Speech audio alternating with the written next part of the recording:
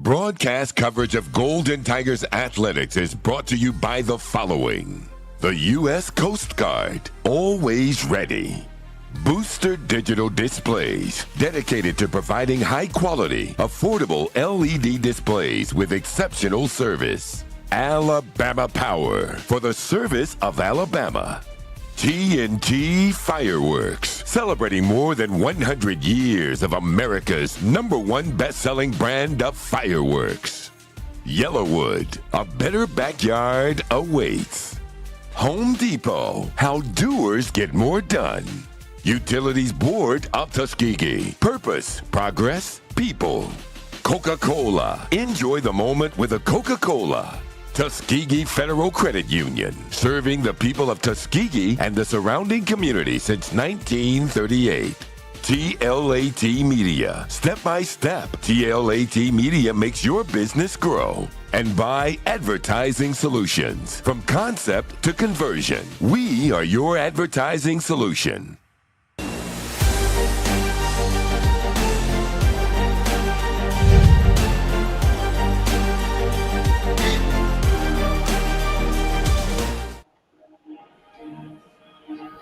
And welcome, everybody. We are live from the Alabama State University Stadium here in Montgomery, Alabama, getting set for the 101st Turkey Day Classic. Glad you could join us for our coverage on GTSN and the SIAC network. Charles Ward, alongside Mark Lassiter with the call.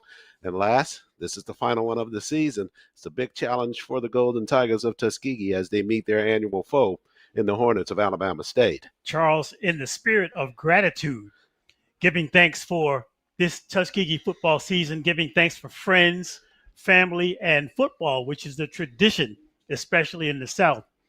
I'd like to send thanks to everyone who's been listening to the Golden Tiger Sports Network this season, but I'm not giving thanks to the schedule maker for scheduling Alabama State, which is one of the hottest teams in the Southwestern Athletic Conference. Tuskegee University, coming off of a season that is disappointing to their standards, really has its work cut out for them, as they say, against this Hornet team. Indeed, you referenced that Hornet team from Alabama State, and they finished tied for first in the East Division of the SWAC and actually lost it to a tiebreaker to Jackson State to go on to the Celebration Bowl. So they are riding high under fourth-year head coach Eddie Robinson, 9-2 on the regular season and 7-1 in the SWAC. So on an annual basis, this is a difficult challenge for Tuskegee, but this year probably even more given the success of the Hornets this year. And given the way that Tuskegee has played during the second half, there has been a bit of a flourish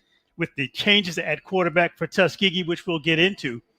The idea is, can a school which is outmanned and outfunded really compete this deep in the season with an Alabama State team that has its eyes on the SWAC crown? Indeed, you're right. If there is a break for Tuskegee for the Hornets of Alabama State, they will not have their starting quarterback, Andrew Body, playing this afternoon. Body, just the embodiment of so many successes at Alabama State this year, leading the SWAC in passing, so Tuskegee's defense won't have to contend with that. But there are other elements the Hornets do that Tuskegee is going to have its hands full anyway. It will be interesting to see how head coach Eddie Robinson of Alabama State decides to deploy his roster this afternoon. We witnessed early in the season, Charles, against Jackson State, how they actually rested a majority of their starters against Tuskegee. and really, despite that, came out with a dominant performance. Alabama State, I would not be surprised if we saw some unfamiliar numbers on that depth chart. Yeah, one of the differences, though, is that you're at the end of the season for both of these squads, and for Jackson State, likely still in the hunt, and rightfully so, wound up winning the SWAC. So probably a little bit more precautionary tale in that ball game for them to be careful about players. But Alabama State does not have that this afternoon in terms of just finishing up the regular season. But the most important thing about this afternoon is that we will be handing out our annual Jive Turkey Awards. I have 3 Jive Turkeys lined up. I don't know if you have any. We're looking forward to an entertaining contest, at least on this Thanksgiving Day. I'd like to give thanks to the setup here at ASU Stadium. We've had the benefit of an early Thanksgiving dinner, so the only challenge for both of us will be, can we stay awake? No doubt about that. I'm trying to make sure I keep this broadcast as clean as possible. I don't want to be labeled a Jive Turkey here this afternoon either. We're just about set for football action. Just a few minutes before kickoff. We'll take a break here on GTSN and the SIAC network.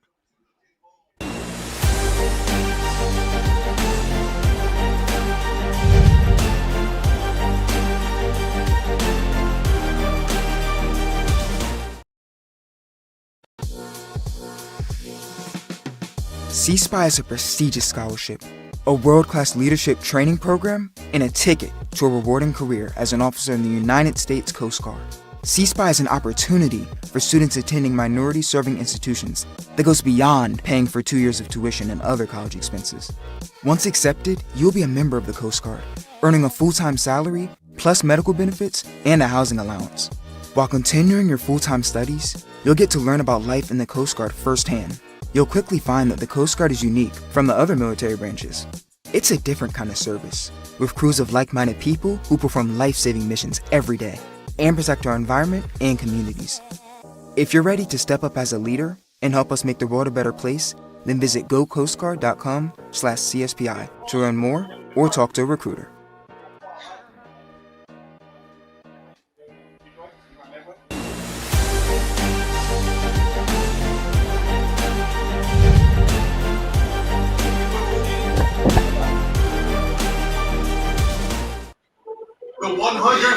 And welcome back to our coverage here of the 101st Turkey Day Classic. We're live from Montgomery, Alabama. Alabama State University at their stadium that holds over 26,000 fans on Thanksgiving Day. Crowd still coming in here. Windy day here in Montgomery, Alabama. A little bit chilly, but conditions on the field ripe for football action as the toss has been conducted at midfield. The Hornets won it. They deferred, so they'll go defensively first, and we'll get a first look at the Golden Tigers offensively. Interesting to note, Charles, that with this 2 p.m. start Central Time, the entire field is already engulfed in shadow on a bright sunny day here in Montgomery, Alabama. It'll be interesting to see. Tuskegee has decided to take the opening kickoff, so they'll go on offense first. What I'm curious about is who's going to get the nod at quarterback. There may be a little bit of question because Bryson McGrew is listed as the starter on the depth chart we received, but you cannot deny the performance of the senior, Michael Franklin, who has a lot to write home about after his last performance. Yeah, against the Miles College Golden Bears, 18 of 27 passing, just 1 interception, 194 yards in the air for Michael, and 3 touchdown passes in that win over the Golden Bears. So you're right, he should at least see some snaps this afternoon. The most important thing about Michael Franklin, Charles, that he seemed very comfortable for a player who had been on the bench for the majority of the season to come in and run the Tuskegee offense as confident as he did, with just a smoothness, a glide in his stride, if you will. Tuskegee's offense came to life. So we'll see shortly as the Golden Tigers get set to receive the football. They'll go right to left on your listening device in this first quarter of play. Tuskegee in all white, numbers in crimson, jerseys outlined in the gold, and the helmet in crimson with the tiger in gold on the side. Now, maybe my imagination, but looking at the pregame warm-up, Tuskegee has a maximum number of players suited up this afternoon. Looking at the sideline, between the 30s, it's all Tuskegee crimson and white. Yep, indeed it is. Large sideline as well, and it was senior day here for the Hornets of Alabama State, so they dressed everybody out as well on this Thanksgiving Day. It'll be E.J. Hall standing deep. He'll be joined by Devin Cooper for the return as we get set for football action on Thanksgiving Day. And we are underway with the kick. It will come down to Cooper. Devin will go over the shoulder, bobbled it, and now it's in the end zone. He'll have to come out with it. Slips at the 3. Now got some space at the sideline if he can get there. At the 5, trying to turn the corner. Scoots out of bounds near the 13-yard line. Dangerous start for the Golden Tigers on special teams, but Cooper able to gather himself and get the return out to the 13. Cooper was actually facing into the sun where he was receiving the football. I'm not going to make any excuses for him, but he didn't fumble it at about the 2, managed to recover and come out with a halfway decent return. But as it stands, Tuskegee is inside their own red zone. And we're getting the answer to our question. Looks like it's going to be the senior Michael Franklin to start this ball game for the Golden Tigers. Can't deny that. That performance against Miles, he earned this start in this final contest. Hornets defensively, 4 up front. TU slots either side. Franklin sets up in the shotgun. They go on the ground. Johnny Morris looking for some space. Morris works it to the outside. Second wave of the Hornets defense. Good run there by Morris. Right side, and TU up to their own 25-yard line. First play from scrimmage. First down of the football game. I like the push that Tuskegee got on the first play off the right side on the run by Morris. While we have a minute, we'll recognize the SIAC first teamers for Tuskegee, defensive back Michael King Jr. and Junior Lorcan Ryans. Yeah, Michael going into that postseason ball game, that HBCU Legends game as well. So congratulations to him. First down run by Morris, 15th leading rusher in the SIAC, finishing up the regular season. Snap to Franklin. First pass attempt by him, steps up in the pocket, shoots it down the field, and that one's overthrown. He's trying to get it down the field to E.J. Hall, who was in one-on-one coverage at the 40 on the other end of the field. So first crack downfield for Franklin. E.J. Hall was sprinting down the far sideline, about the 45-yard line of ASU, seemed to pull up just a bit as the ball was in the air. I think there was some jersey contact that slowed him up a little bit. It was in front of the official. He couldn't see it. Hall had him blocked. So that pass goes incomplete. That'll make it 2nd and 10 now for TU.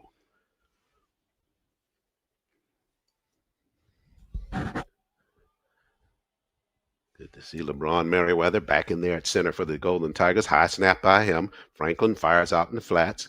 Catch made on one knee was Hall. They'll give him the catch at the 33-yard line. In thinking about this game, Charles, as we're kicking off what is known as rivalry weekend around college football, I would describe this rivalry between Tuskegee and Alabama State as more of a friendly rivalry instead of a hostile rivalry.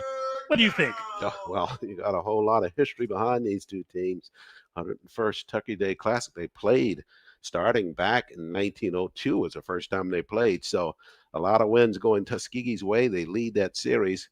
But, yeah, just geographically so close as Franklin keeps it left side, shoots upfield, got a man behind the coverage. Catch over the shoulder. Nicely done there by Cooper. Down the sideline, Cooper beat the defense, and TU scores the first touchdown of the Turkey Day Classic. Franklin on the roll, left side, got the defense coming toward him, thinking he was going to pass. Cooper got behind the defender, caught it over the shoulder, and just beat the defender downfield. Surprise, surprise. Tuskegee scoring on its first drive on a tremendous catch and run down the sideline. Cooper, very elusive on that play, catching it over the shoulder and then breaking free of the defender. Not only catching it over the shoulder, he caught it with one hand. Sure. His left elbow cradled the football as he's making the catch at about the 35-yard line, and he was gone after that. And Tuskegee getting set for the point after. Looks like they took a timeout. I thought for a second as the officials came back to the near sideline, right at about the 45-yard line, to double check whether he stepped out of bounds. There was some discussion, but what an acrobatic move to tightrope down the sideline by the receiver of Tuskegee, and Alabama State has got to be in shock mode. Cooper with the grab. That's his first touchdown catch of the season for the Golden Tigers. Tuskegee takes the timeout, and no flags or no challenge on that play from the Hornets of Alabama State, so the score will stand, and we'll take a break here on GTSN and the SIAC Network. Scan the QR code on the video board for more information on the resources available.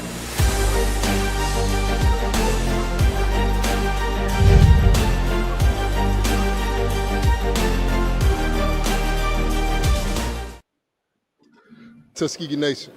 I'm Aaron James, head coach at Tuskegee University, and you're watching the Golden Tiger Sports Network.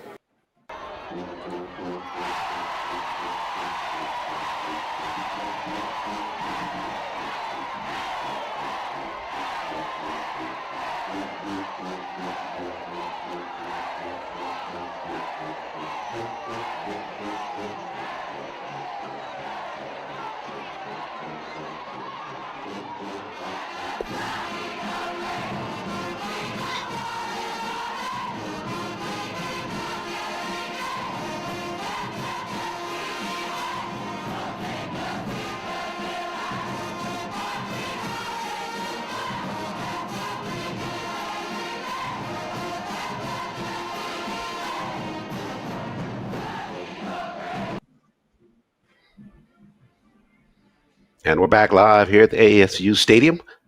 Golden Tigers of Tuskegee striking first on a 67-yard pass from Michael Franklin to Devin Cooper down the sideline. Any premature thoughts that Alabama State had of celebrating Thanksgiving early have been dispelled early by the Golden Tigers as they score on their first drive in a shocker of a pass and run. 13-15 just underway in the first quarter, and Tuskegee with a 6-0 lead. TU on a 4-play, 86-yard drive, 1:37 seconds clipped on that drive, and they come away with the touchdown to start things off on this Thursday. Now, Tuskegee wants to be clean on special teams. We just mentioned Lorcan Ryans being all SISC. This is a very important extra point early in this game. We all set for the point after. Ryan's on the season. Perfect with the point afters, 19 of 19. Delay in the action as we're waiting for TV timeout. SWAC TV with the coverage this afternoon. Red cap off, snap down, kick by Ryans, and Larkin. There was a flag at the line of scrimmage. Now, it's an innocent piece when you think about the extra point, but if Tuskegee has any thoughts of upsetting Alabama State, they cannot afford any miscues on special teams. This one going against the Hornets of Alabama State, so that'll push Tuskegee closer to the goal. I would think that they would have the opportunity to decline that if the kick was good. I'm not sure if they – well, good call on that. It could have been a pre-snap, but it's interesting. We'll see. Ryans is now set up right at the 10-yard line, so this is in effect a 20-yard field goal.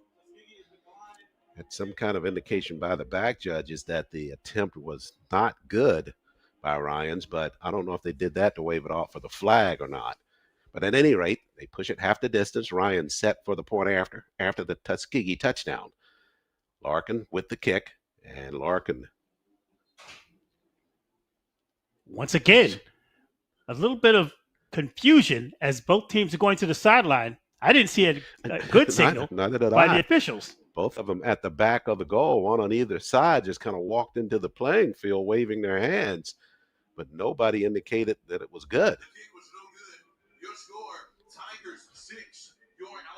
Well, so, as it stands, the kick was no good, but as you mentioned, Charles, both officials that were standing beneath the goalpost did not give any hand indication. Usually you'll see them wipe that kick off by moving their hands back and forth. If the kick is not good, there's some discussion on the far sideline with the Tuskegee coaches right at the 20-yard line.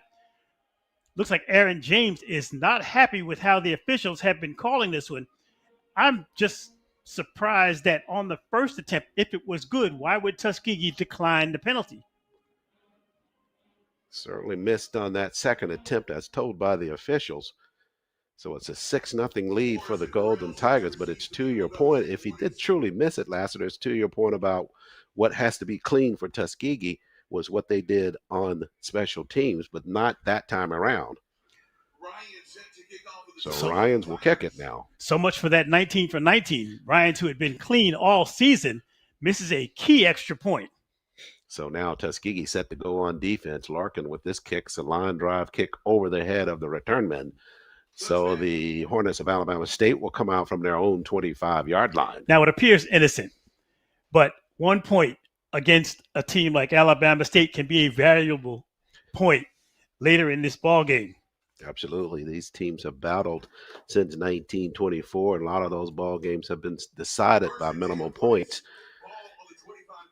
Tuskegee's last win in 2012, they won that one 27-25, just surveying the last few ball games, with Tuskegee coming back to this classic in 2023, or this Turkey Day Classic here in Montgomery, opted to play out of it for a few years, the chance of going into the playoffs.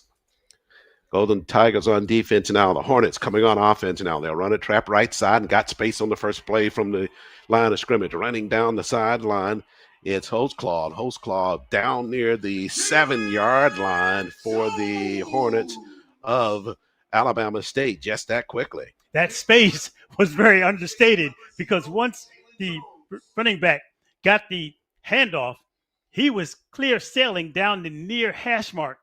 Alabama State returning the favor of Tuskegee on a huge big play. Yeah, first answer from them puts them inside the red zone. So they're trying to go quick here. And they go on the ground left side, trying to work his way into the end zone is Hostclaw, the sophomore. And he got it down to the 2. So the key for Alabama State running behind that offensive line featuring their left tackle, Javon Tatum, Desmond Penn, and Jeremiah Frazier. Their left side is something to watch because those are the most athletic players up front. Tuskegee with that big burst offensively and come right back and give that big play to the Hornets on their play from scrimmage. Boy, got to hurt that psyche for just a minute, trying to regroup from that. On the ground, Hornets, they'll just walk it in right side, easy touchdown run. Everybody was bottled up on the inside, and they just went to the corner. Once they got the seal from right tackle Cameron Smith, there was nobody home for Tuskegee. And as you mentioned, literally walked into the end zone untouched. So Alabama State returns the favor. Now it's their chance to complete the scoring on this drive. It appears that they're setting up for 2. Jamari Hostclaw on that carry for the touchdown for the Hornets. They did not waste very much time. Now they're setting it up for the point after. Kind of a swinging gate foundation formation with receivers out wide. Now they bring everyone tight for the traditional field goal attempt. Abu Akil set to try the point after. High snap, but they got it down. He turns it over, and he knocked it through for the Hornets of Alabama State. So unlike Tuskegee, who could not convert on the point after, Hornets do. So they take a 7-6 lead as we get set to turn the football back over to the Golden Tigers. 12:02 remains first quarter of play. Stay with us on GTSN and the SIAC Network.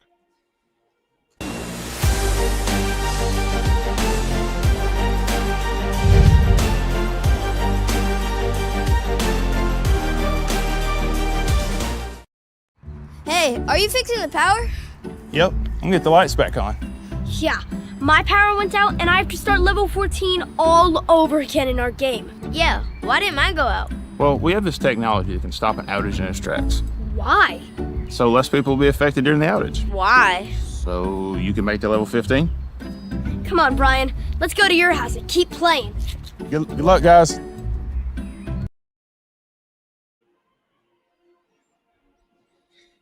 Back live here at ASU Stadium. Hornets of Alabama State, they execute just like Tuskegee did last at a 3-play drive, 75 yards, a minute 13 it took for their drive on the final run by Hostclaw right side. So it's a 7-6 lead for Alabama State. Tuskegee getting set to get the football back here. They're kicking it toward Cooper. Cooper squeezes at the 12. Beg your pardon, on the return this time it's Hardy. Hardy looking for the corner right side and wrapped up near the 16-yard line. Hardy with an indecisive run. He was trying to find space going from left to right, picking his way parallel to the yard marker, but the penetration by Alabama State was such that he didn't pick up much on that return. And for the second drive start, Tuskegee will be starting inside of its own red zone right at about the 17. Reserve linebacker Ricky Nichols in on that stop on the return for the Hornets of Alabama State. So TU back to the line of scrimmage, which is their own 17. Franklin lines up in the pistol. TU going right to left. They'll break a slot by bringing in Wilson to the left side, ball fake. Michael stops, pumps, fires back across to the other side of the field. Flag coming in there. Hall coming back for the football. Contact on the far sideline. It appears we may get an interference call against Alabama State. which would be huge for Tuskegee, taking them outside of the shadow of their own end zone. This Hornets team, least penalized team in the SWAC. But they get hit with an assessment there. That'll give Tuskegee an automatic first down at the 30-yard line. Trey Phillips for Alabama State victimized. Phillips is only 5'7", 183. They may be targeting Phillips just because of his size deficiency. Hornets at 68 penalties coming in. Franklin, ball fake, keeps it on the inside instead. Morris spinning and turning his back toward the defense, works his way up to the 35-yard line. Good first down pickup by Morris and Tuskegee. I like the job of Joey Anthony for Tuskegee getting out in front of that run play. He's wearing number 71, did an excellent job. He's offensive lineman, 6'3", 300 pounds. Again, Merriweather back in there at center. Chase Johnson at the right guard. Ivan Williams at the right tackle. So TU, after the 4-yard pickup by Morris, it'll be 2nd and 6 from their own 34. On the ground, they go again. Hardy this time with the football. Beg your pardon, it's Johnny again. And Morris pushing the pack near midfield. Nice hole left side for Morris to run behind, recognizing and played off of one of the blocks and worked it back to the inside.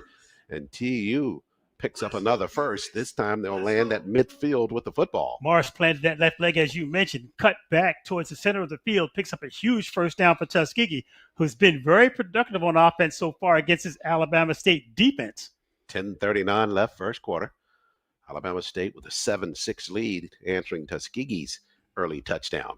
Franklin in shotgun, ball fake. Michael takes the drop, steps up, fires, and pulled it down. Did they get the sack on him there behind the line of scrimmage? He looks like he was going upfield. He lost his helmet, that's for sure. And I think he may have just kept that football.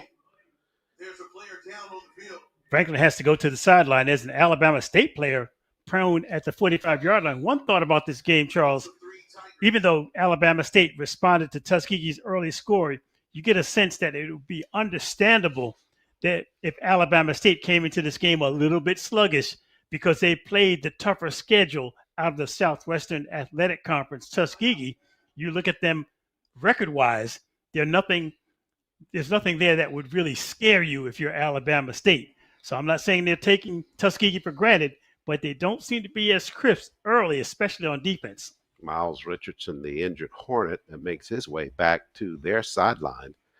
On that play, Michael was looking upfield, had a receiver there. Don't know if maybe somebody hit his arm on the attempted pass and he had to pull it down to cover it. But he will have to sit out a play because he's lost his helmet. There's another thought too, Charles. Tuskegee may have to adjust to the speed of the game, the subtle difference between playing a SIAC squad and the athleticism and speed of a SWAC squad. So that adjustment, as we saw against Jackson State, Tuskegee was able to play much better in the second half than they did in the first. But this is a very tough team that they're facing this afternoon. Indeed. Hornets of Alabama State, as a reference, finished tied in the SWAC and lost the opportunity to go to the Celebration Bowl by virtue of the tiebreaker during the course of the season with the Tigers of Jackson State. So one of the teams that's flourishing and right at the top of the SWAC. We talked about it in the pregame. Big challenge for Tuskegee this afternoon. Got an early start with the touchdown to Devin Cooper on the pass from Michael Franklin, but the Hornets able to answer right back, and they lead at 7-6. Think about Alabama State. This is the first time since 2013 that they've won more than 8 games or more.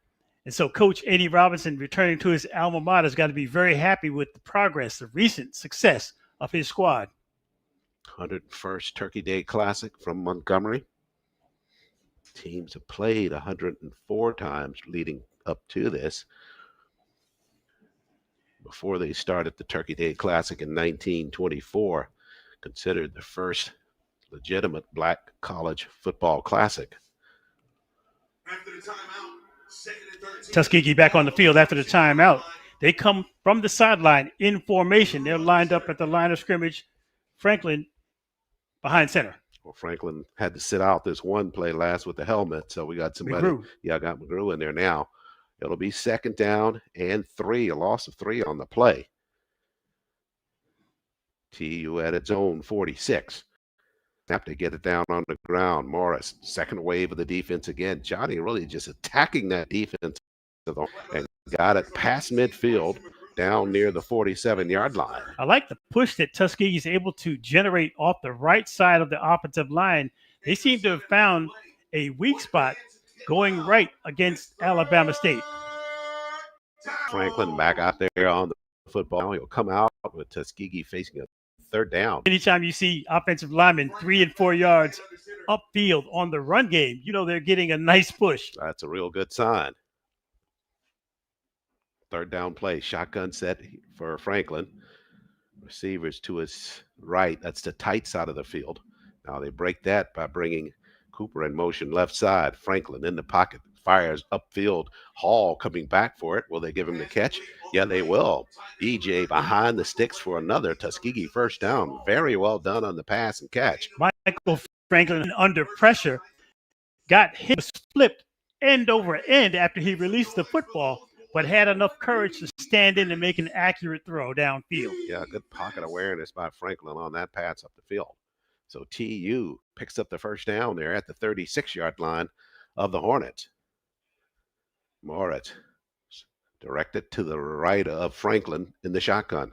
Michael steps up. Here comes the pressure. He's got some space left side. Stumbled a bit there and lost the football. It's loose on the carpet near the 30-yard line and back the other way near the 40. It looks like the Hornets are going to have this football. Franklin, as he has been known to do sometimes, he will roll. Well, the question is whether that ball was recovered inbounds. As they're right at the 45-yard line in front of the stage. Franklin, carrying the ball in one hand, was hit, fumbled, and it appears that Tuskegee may retain possession. And guess who got it back? Franklin. He lost that football at the 36-yard line on a scramble. He stumbled a bit. That may have caused him to just lose grip on the football. Hornets slapped at it and got it near the 46, but Franklin stayed on the play, came back, and just wrestled it away from them. Give credit to Franklin for recovering the fumble, but he's got to understand that if he's going to roll like that, hold the ball in 2 hands. So that'll make it 2nd and long. Tuskegee keeps the football, though. Ball fake, Franklin, left side pressure, fires upfield, tossed it behind the defense, or the intended an incomplete near the 25. Got a flag here as well, last. Likely going to be a hold against Tuskegee. We'll see, though. I would not be surprised if there was a roughing call as Franklin was releasing the football, was contacted. You see the officials discussing it right at the 45-yard line at midfield. Franklin, for about the 3rd time this game, showing a proclivity for rolling to the left and throwing back against his body, which is a dangerous throw.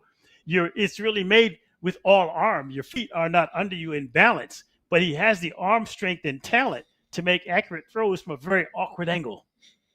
Yeah, that time rolling to his left.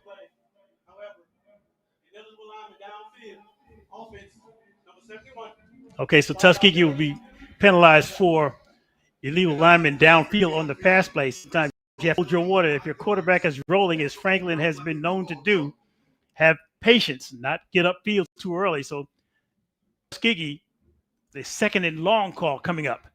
Joey Anthony called his name just a moment ago. They got him for being downfield. So 2nd down for Tuskegee, 2nd and 24 showing on the scoreboard to our left. Franklin sets up in shotgun. Slot is to his right. Preston Parker, lone receiver down at the left. TU looking toward the sideline. I think they took a timeout here.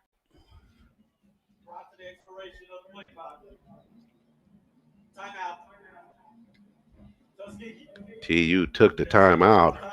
Was he saying that they took the timeout after the play clock expired? Timeout, Tigers. Don't see a flag thrown prior to that timeout, but Tuskegee takes the timeout. They take it facing a 2nd down and 24. 7:29 remains in this first quarter of play. A very strange first quarter. Unexpected to see both teams moving as well as they are on offense, I'm surprised at Tuskegee. Really a little bit careless on this drive so far, but they've had some big plays, some chunk plays that they haven't had against lesser teams. Hornets with a 7-6 lead. Tuskegee on its initial drive.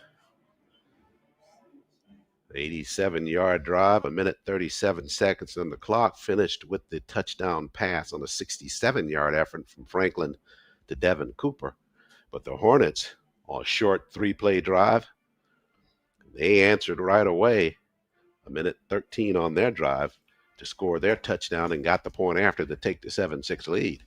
In the spirit of Thanksgiving, I want to give an acknowledgement to the Tuskegee Golden Tigers who stepped off the field and into the community, volunteering at the Macon County Food Distribution Center to help ensure local families had access to essential resources for the holidays. It's great to see the football players for Tuskegee doing that extra work to help out in Macon County. Yeah, that's a real hallmark of Tuskegee athletics overall, is that you'll see that throughout the season for all of the sports teams at Tuskegee. They fully engage the community as much as they can. And just really good to see them, as you referenced this time, the football team going out and doing some good community work. So timeout here inside ASU Stadium. Stadium here was built in 2012. Tuskegee coming back to the football field. Prior to them opening up this stadium on campus, they played their home games at the Crampton Bowl. I would describe ASU Stadium as probably one of the top 3 HBCU facilities in the nation in terms of its amenities, its seating, its design, and the condition of its turf. I'll tell you one thing, it took us a minute to get in here today, didn't it? Sent us to almost every gate in the facility. Franklin, after the timeout, now steps up, shoots one downfield and underneath, trying to get it into the hands of Rashad Wilson, but underthrew that pass. Well, to their credit, ASU takes their security seriously. Sure. They're used to handling big crowds. This is a less than capacity crowd this afternoon. But as you mentioned, they had security posted at every street entrance to the stadium. And you had to have credentials to get anywhere. Sure. Yeah, you can normally try to talk your way into something, show them a couple of boards, that type thing. As I would say in 3 simple words, this ain't Miles. You got to show credentials here. So that'll bring up third down now for Tuskegee. Franklin in the pocket, steps up, going to shoot it down the left side this time in the double coverage. This one may be intercepted. We'll see if he stayed in play. No, he was out of bounds. Downfield, it was DeAndre Morris, this senior from Atlanta, trying to come over with that interception. But for Tuskegee, that would have been akin to a punt if he had made that catch, because he was inside of the 10 when he did catch it, but he was out of bounds on the play. One of the few times Michael Franklin has seemed to just hoist the ball deep downfield with hopes of making connection. It's rare to see him throw into double coverage like that, but fortunate for him, it was to the sideline. The only player that could have made a play on it for Tuskegee would have been probably 2 yards out of bounds had he gotten his hands on it. That'll bring on Callum Brent, number 1 punter in the SIAC, finishing up the regular season, 41.2 yards per punt. Callum trying to push this one toward the sideline. Fair catch call. It's fumbled on the surface, though, down near the 20-yard line. TU says that they have it. We'll wait and see as they unpile it there. Maybe the biggest turnover so far in this first half of play. Tuskegee's got it at the 20. Just went right in between the hands of the return man. First player out of the pack for Tuskegee is Trajon Freeman. The defensive back, 6'3", 205, came bouncing out to the sideline. So Tuskegee, as it stands, will take over on offense at the 20-yard line of Alabama State on that muffed punt, I should say. It was a Jai Harrell, their normally steady punt return player, that just let that one slide right through the wicket. So TU on the ground now, straight ahead. Zena Mulba, inside. Zena stays on his feet. Touchdown, TU. Zena just found the space left side, got to that second wave, made a nice cut there and scores for touchdown for Tuskegee. Something about the middle of the line of Albany State either was not paying attention, but Mulba showed enough an explosion.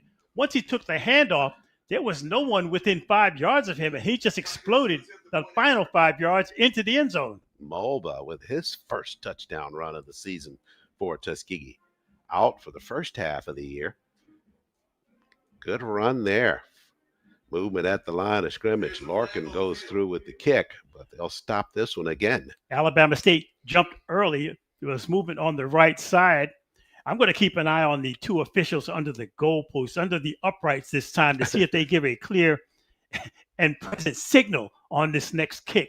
But Tuskegee with the penalty. Now they're down 2. They'll reset it again after we get the call.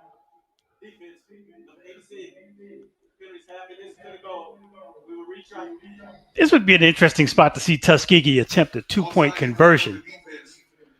Now, I know this is a little bit of holiday optimism, but they missed the first extra point. They're up 13-7. That same scenario unfolding here.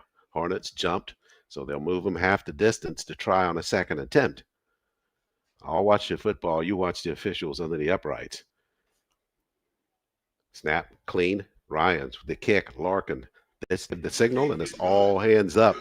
Ryan knocks it through for TU. Tuskegee leads it 14-7 over the Hornets of Alabama State. More football ahead on GTSN and the SIC network.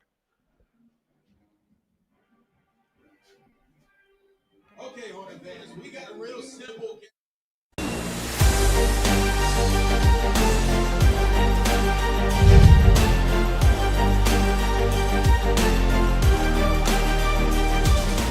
Hello, Tuskegee fans. My name is Johnny Morris III, running back at Tuskegee University, and this is the Golden Tiger Sports Network.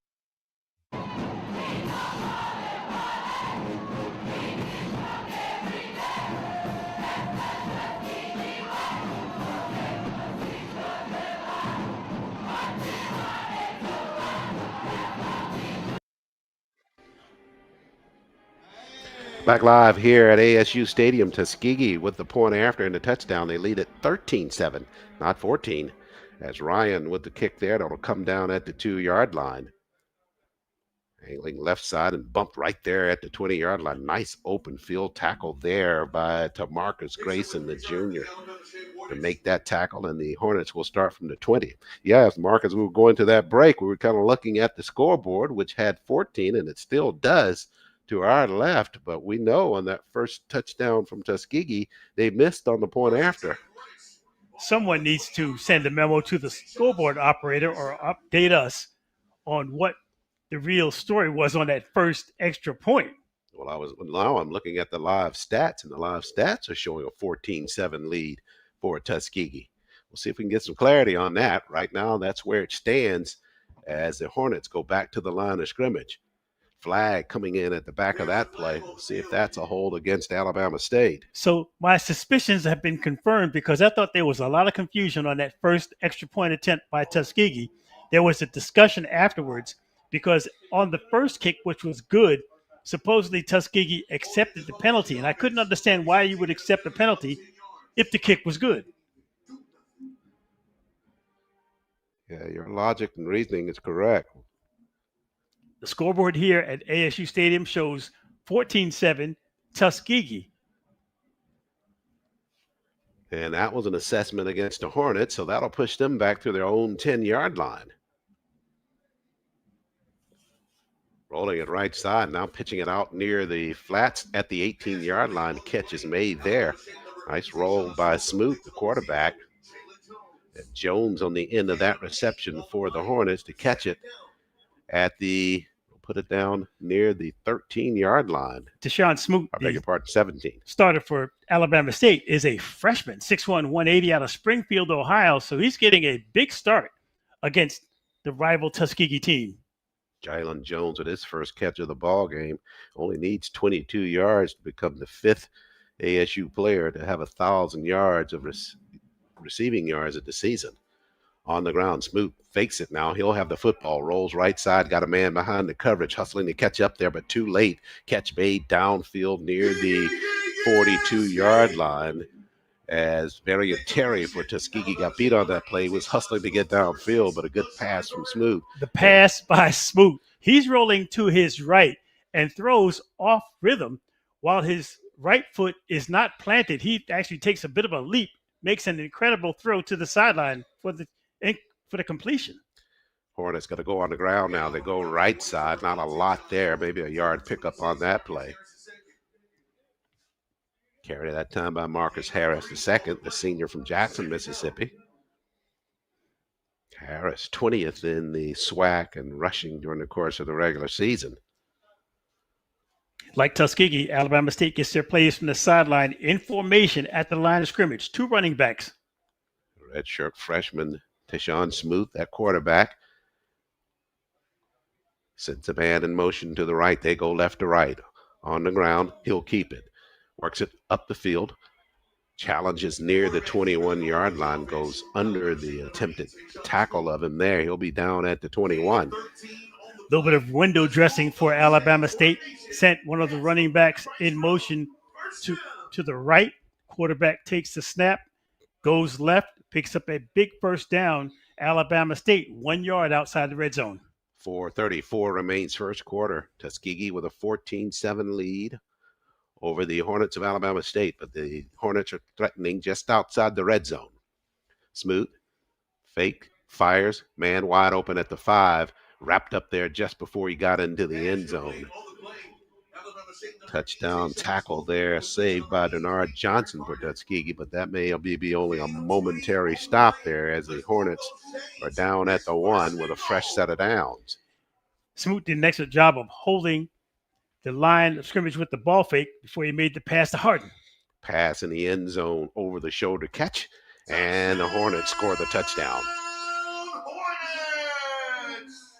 That's a Jai Harrell for Alabama State to the left side in the corner of the end zone. So Alabama State answers Tuskegee just as quickly. We're going to be tied up if they make this extra point. So quick work of it, the Hornets on that drive.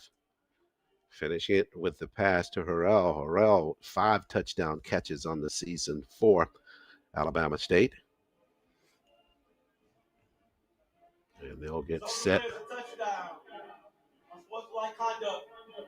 Offense, number 6, 20, spinning the ball.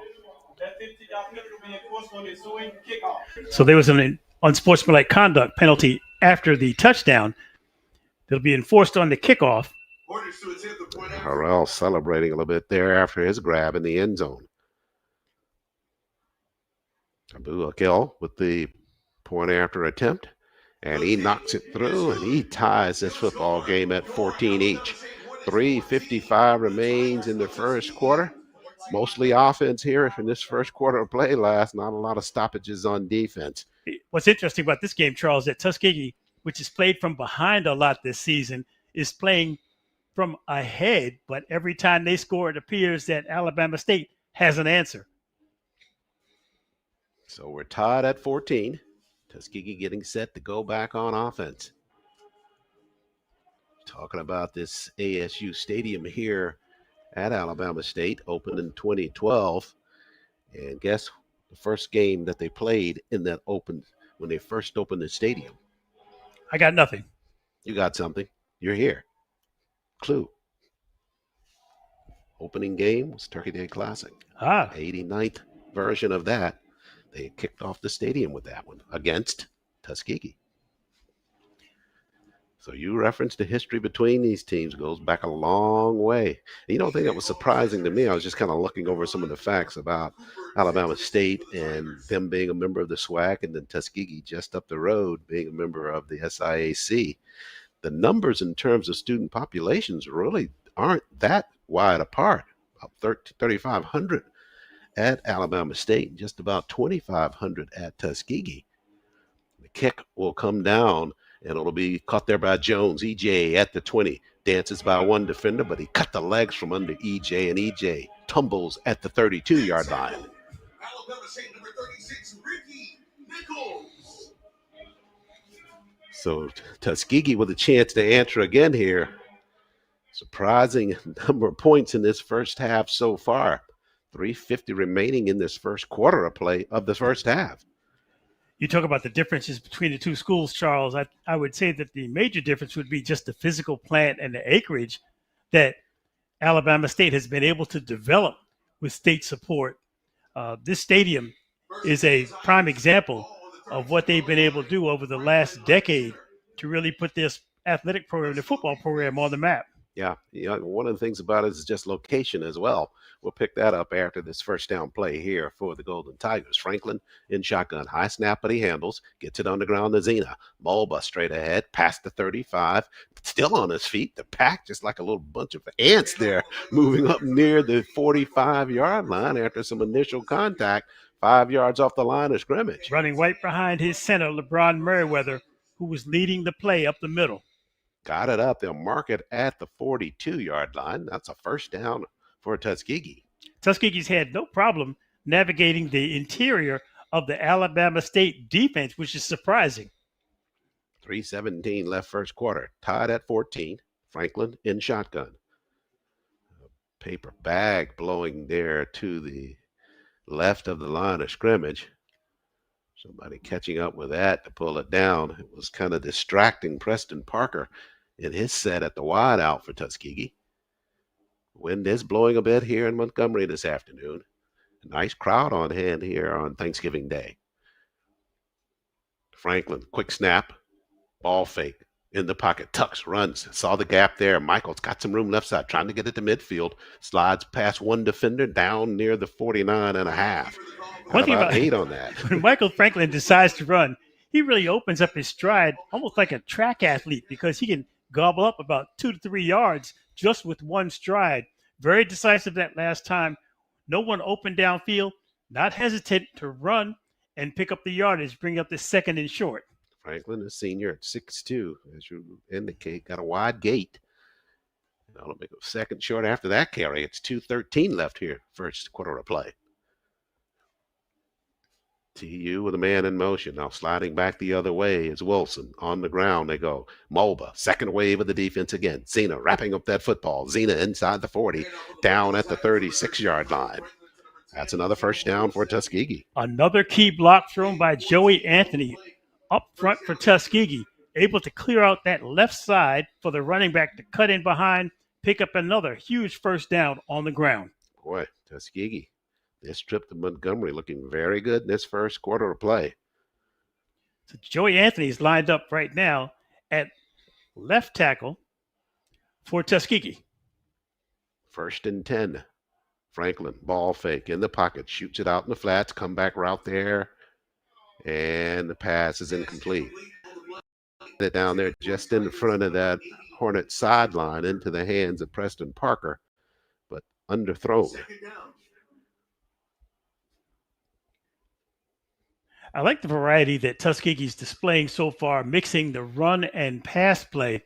They haven't been predictable. Michael Franklin, as he showed in his first start, very confident running both angles of the Tuskegee offense. Tuskegee scored 2 touchdowns on their scores in this ball game. Want to see what happens here. Keep that momentum going.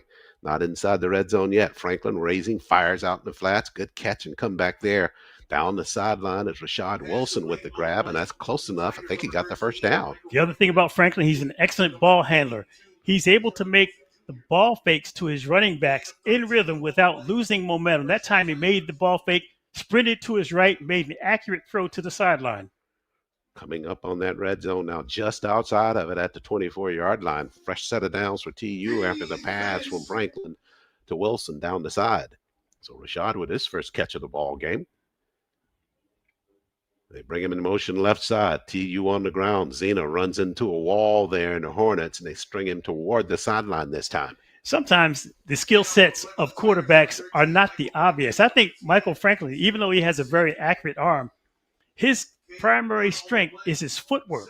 He's able to get set up to throw, and he uses that quick footwork whenever he decides to run. He makes very decisive moves. You've rarely seen him get thrown for a loss once he makes up his mind to go. One of the things we've seen, too, is that because of his footwork and his ability to maneuver, it keeps those defenses on their heels because they don't know if he's going to run it or just set it up to eventually raise up and throw it. Ball fake there. Franklin pumps, got a man one-on-one. Going to get a flag here. Parker held as he was into the end zone. Now the flag coming in a little bit late, but clear. Parker's jersey was held from about the 5-yard line all the way into the end zone. Like the idea of Franklin going quick, trying to hit the receiver, approaching the corner of the end zone on the near sideline. This Tuskegee offense really has gotten into a rhythm. We're coming to the close of the first quarter, but Alabama State has been unable to slow down this Golden Tiger offense in the first quarter. Yeah, a lot of times they just don't know what's coming with Zena running the football and the mixture of the pass. The other advantage is Tuskegee's managing to keep Alabama State on the field on defense.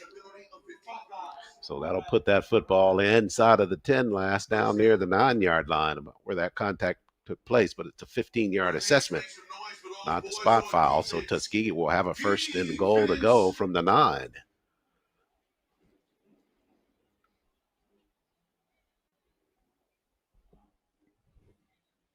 Likely our final play of the first quarter here. 5.1 seconds remaining on the ground. Straight ahead. Football again in the hands of Malba. Zena pushing. Pack pushes to get into the end zone. Touchdown Tuskegee.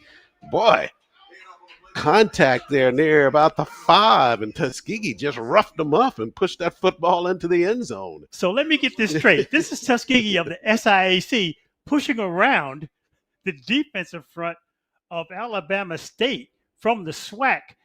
Malba was stopped at about the 3, got an extra assist. The officials coming to the near sideline to talk to Coach Eddie Robinson. He wants to know what happened on that play. But Tuskegee, once again, taking a lead on the run straight up the middle against Alabama State. Same type of assessment last after the touchdown, this time for the Golden Tigers. It was LeBron Merriweather celebrating a little bit more than should have been after the touchdown. So on that penalty will be not marked off on the kick. You know what? They're going to get Merriweather for taking his helmet off. I'm not going to blame him on Thanksgiving. Take your helmet and celebrate. The way you all are pushing around this team in the middle, I don't have a problem with it. Don't have a kick there by Larkin Ryans as well. He knocks it through, and TU takes the lead again. They lead it this time 21-14 over the Hornets of Alabama State. More football ahead as we flip the field, head into second quarter action just ahead on GTSN and the SIC network.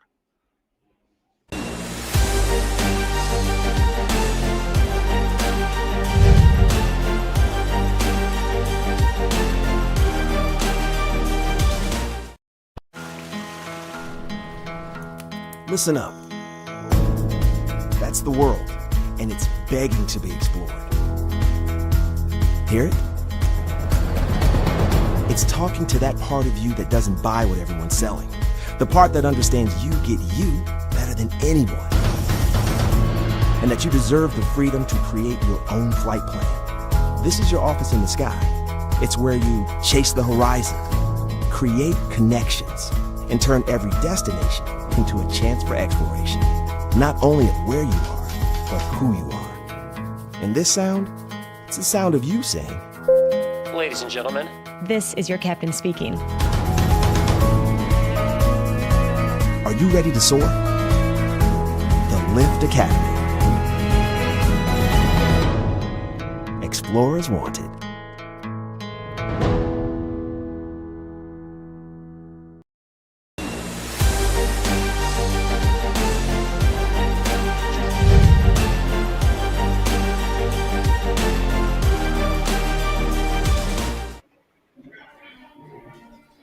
Back live here at ASU Stadium on the campus of Alabama State University. The Golden Tigers of Tuskegee have struck again.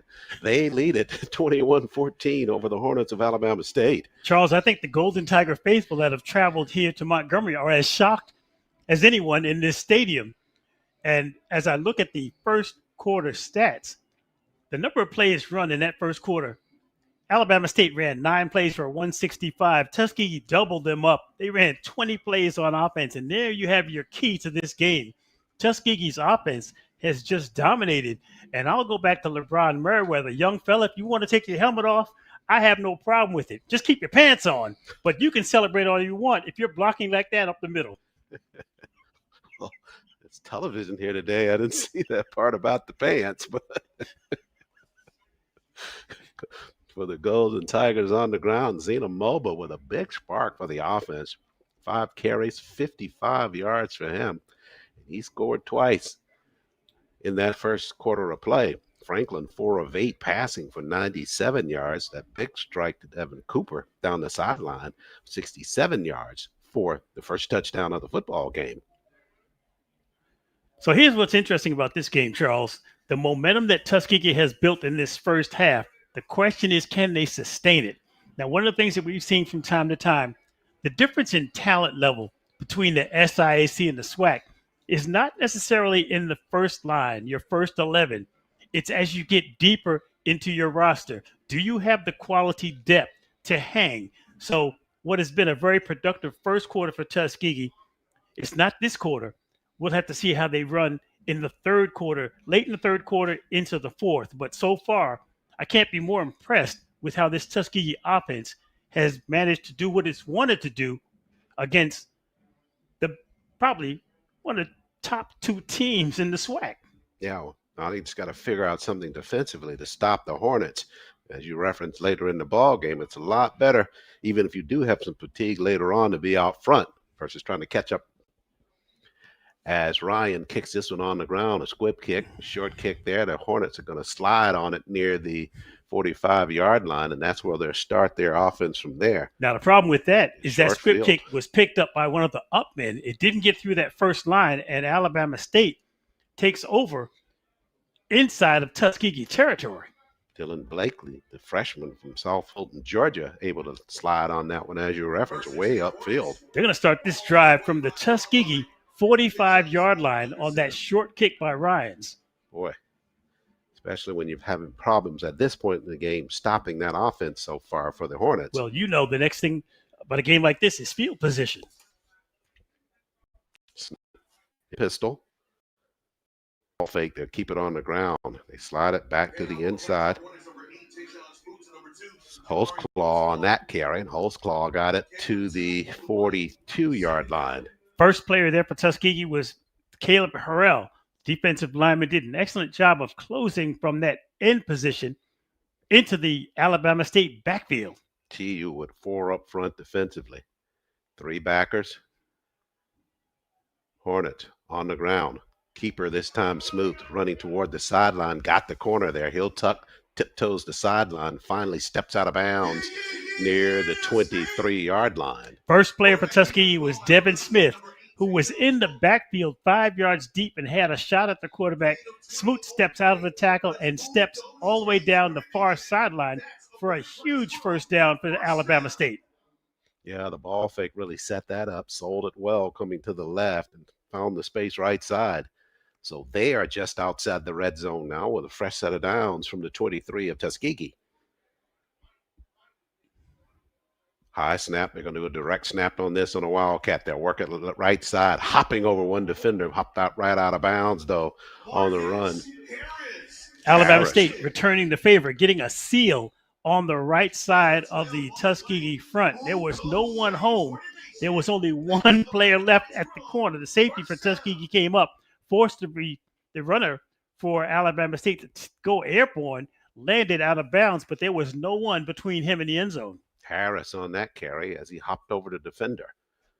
On the ground, it'll be a pitch out in the flats. Got another defender receiver there spinning and got to the end zone. Did he get to the cone? He did. So the Hornets score and answer the touchdown by Tuskegee. Just a little pitch there by Smooth. We considered a forward pass.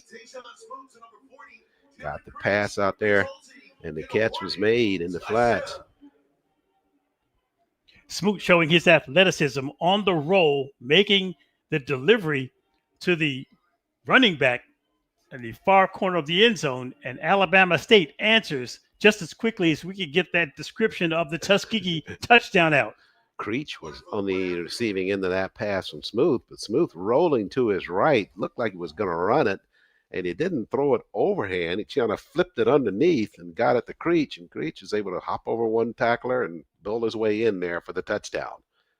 Point after attempt is good, and we are tied again, this time at 21 each with 13 minutes, 14 seconds left in this first half of play. Stay strapped in your seats. Looks like there's been a lot of scores in this football game. We'll take a break here on GTSN and the SIAC Network.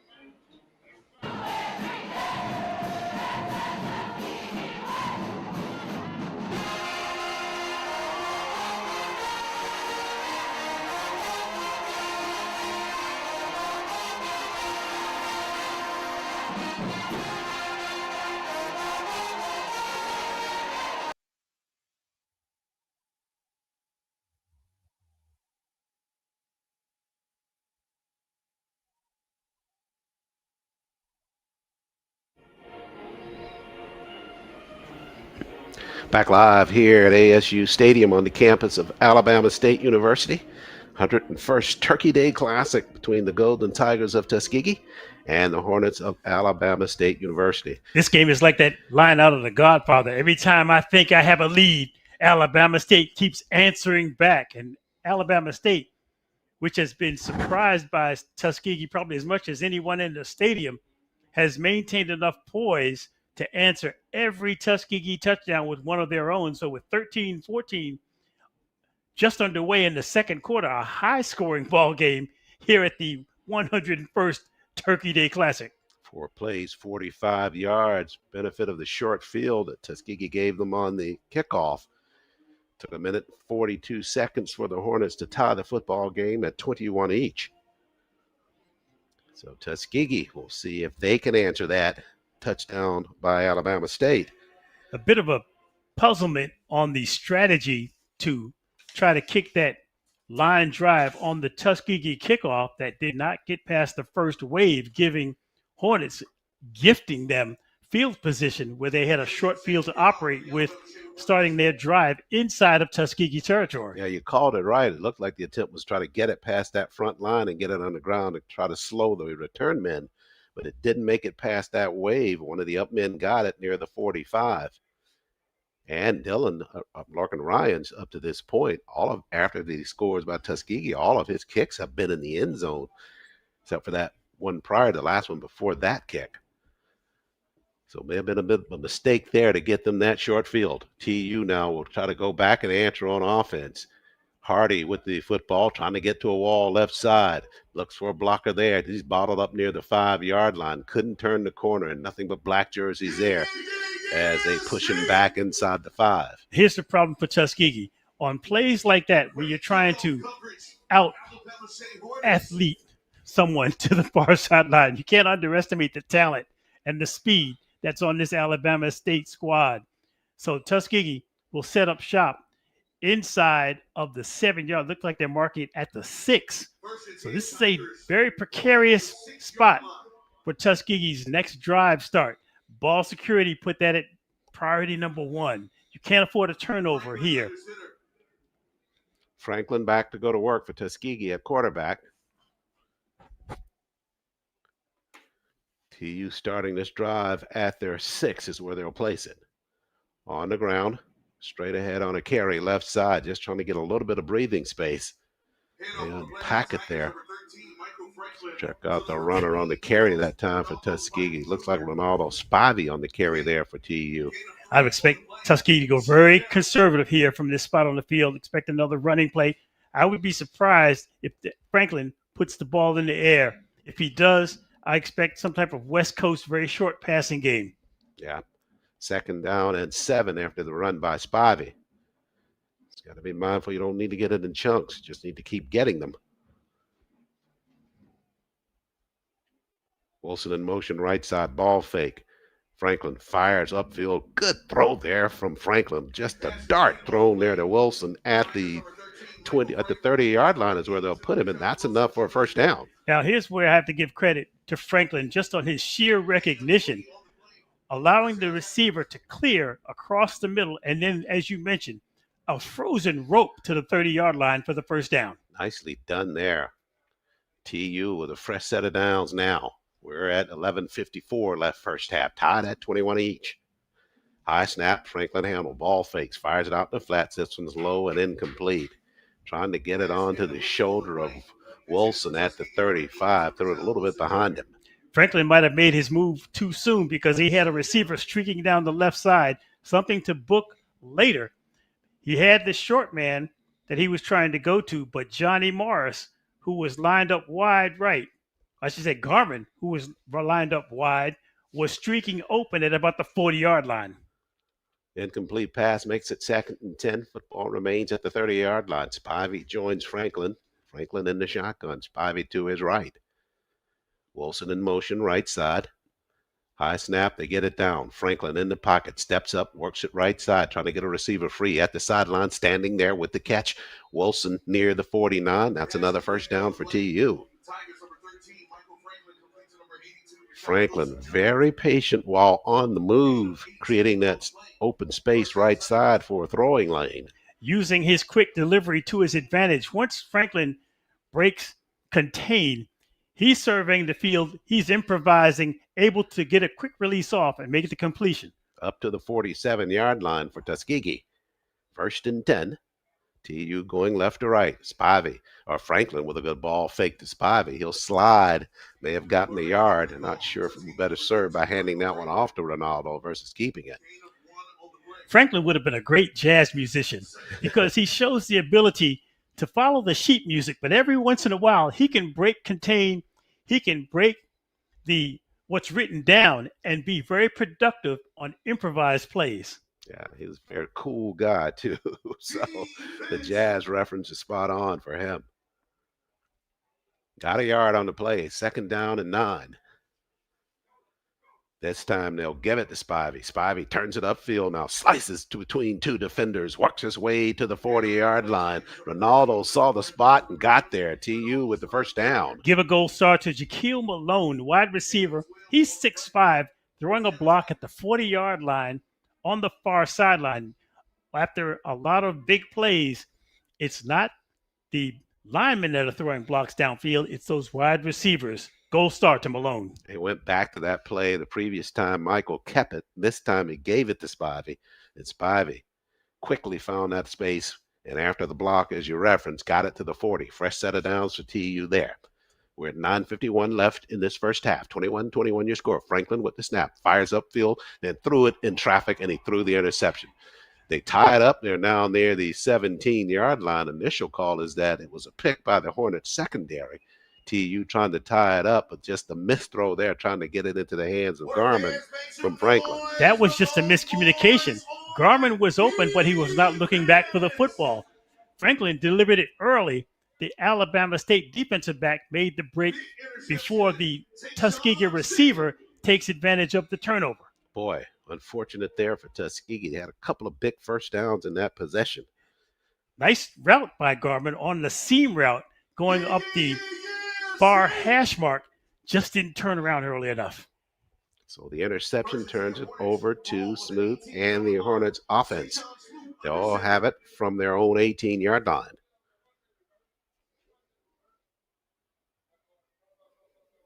They send a man out in motion right side. Smoot with the snap. Looks to his right. Floats it up. Catch going to be made at the 28. Good sidestep by the receiver there to get a couple extra yards there for the Hornets.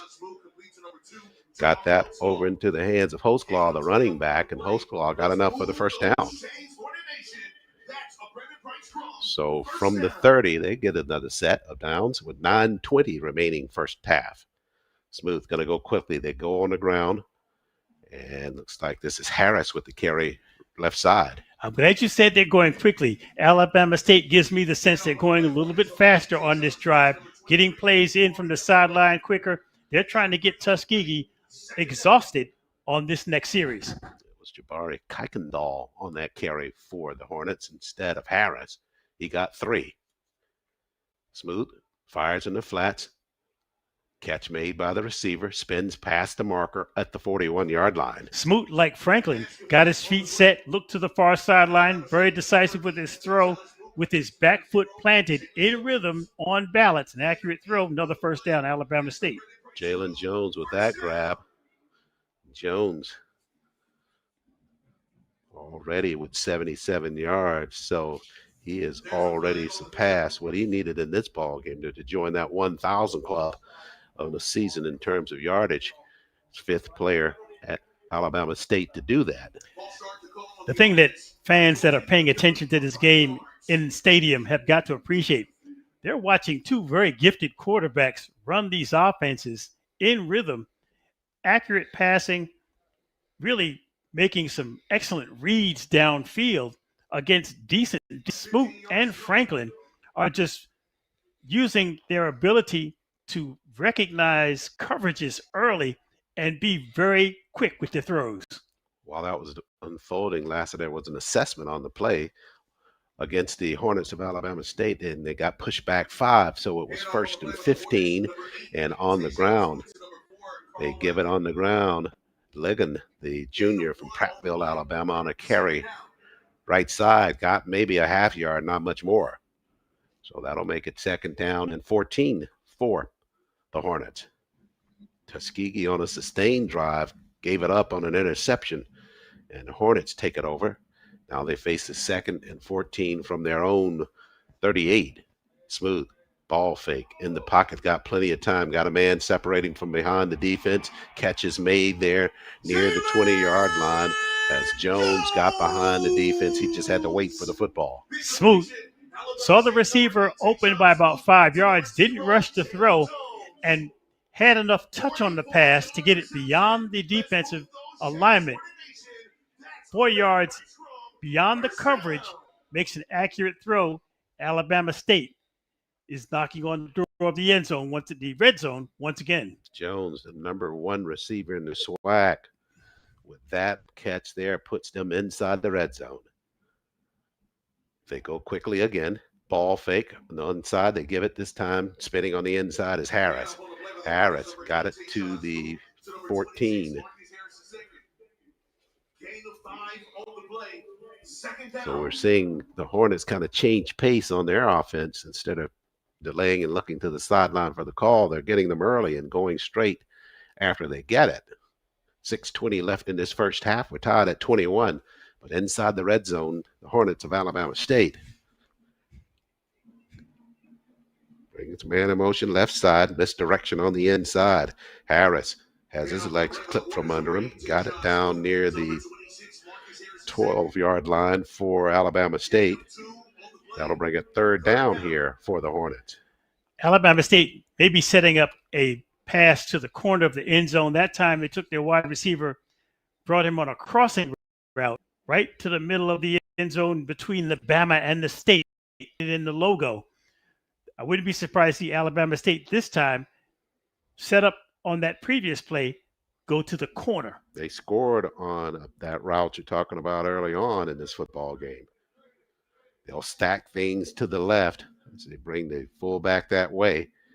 And on a ball fake, they keep it on the inside instead. The left side, they ran into the strength that time and got it to the 5-yard line. Harris takes it down near the 5. They'll mark him at the 6.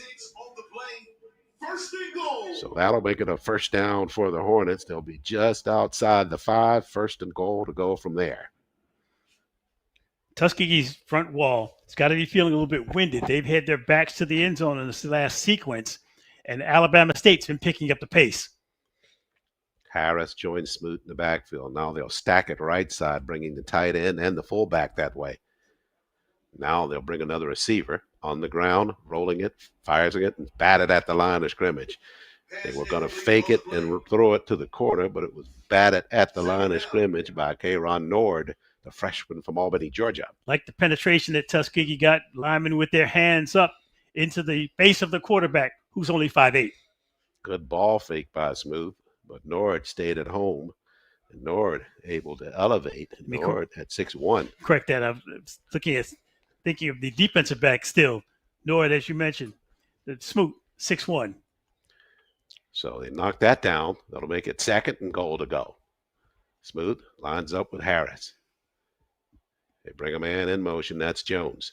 They go on the ground again. This time, Marcus Harris will walk into the end zone left side. Just outstanding ball fake and mixed direction there by that Hornet offense. They brought Jones in motion going back to the right side. Then they ran it back to the left to Harris, and Harris able to just slide in at the corner. That was simply a fatigue touchdown. Tuskegee's defense just exhausted up front as Alabama State picked up the pace, ran a sequence of plays that kept them on the field, backing up and take a lead 27-21. So now the Hornets will try the point after to extend their lead. It'll be Gillum to do that. Brandon Gillum with the kick. High elevation on that, and he knocked it through. So the Hornets claim the lead. Now they lead at 28-21 with 4 minutes, 40 seconds left in this first half of play. We're live here at the 101st Turkey Day Classic at ASU Stadium on the campus of Alabama State University. Break here on GTSN and the SIAC Network.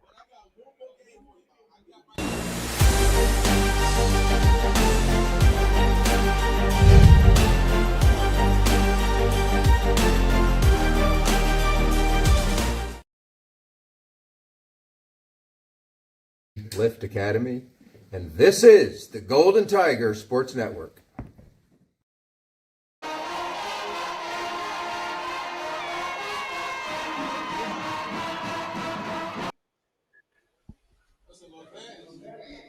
Broadcast coverage of Tuskegee University Athletics is brought to you by the Utilities Board of Tuskegee. At UBT, our purpose and passion is to deliver world-class services to our people. Let UBT build your world your way. Join our growing community of satisfied customers who trust us to deliver top-notch services, ensure that their utility needs are met with efficiency and reliability. Together, we can reshape the future. The Utilities Board of Tuskegee. Purpose, progress, people. Right now, the people from Tuskegee last defensively, as you referenced, on that possession by the Hornets. Short field for them to work with, and they really took advantage of it. The main problem for playing a team like Alabama State, which is a notch above in classification, there's no room for any error. Two things jump out at the first, the short kickoff by Tuskegee. Second, the interception.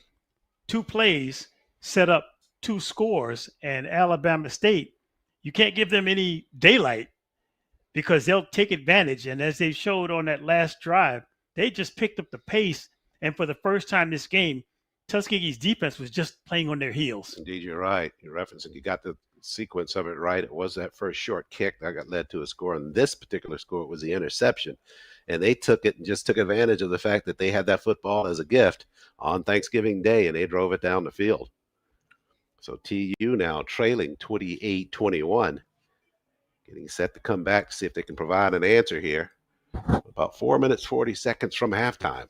You know, what's interesting, when we got here, the stadium was practically empty, but people are still coming in. There are people in behind both end zones, and there's still people milling around in the walkways that are behind both end zones. So there's a sizable crowd here. They may not all be in the stands, Sure. but they're here. Yeah, it's kind of like, okay, we had the turkey dinner. Now let's go out and stretch the legs a little bit. Let's go out here to ASU Stadium.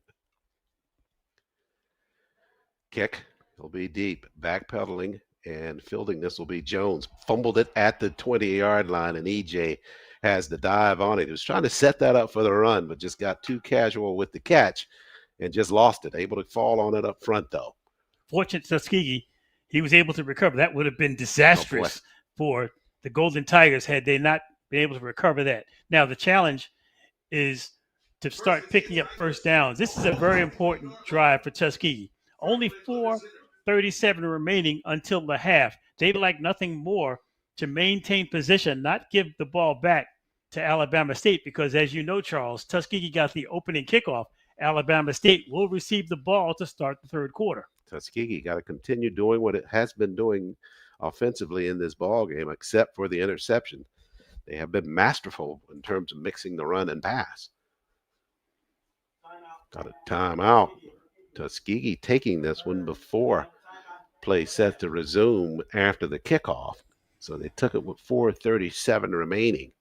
So TU will talk about this at the sideline. Coach Aaron James may want to make 100% certain that they have an understanding of what they're trying to get accomplished on offense.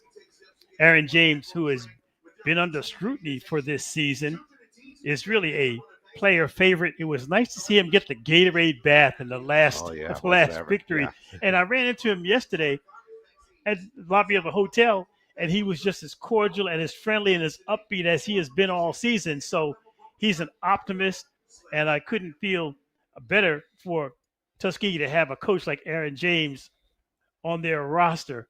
And I hope no matter what happens in this game, nothing but the best for him. Yeah, coming into this ball game, final one of the season, and really wants to see if they can do something very special in this contest against, as you referenced, a Division I opponent. Well, so far they've been doing it. Sure. Because they have been pushing Alabama State, even though State has the lead by 7 points.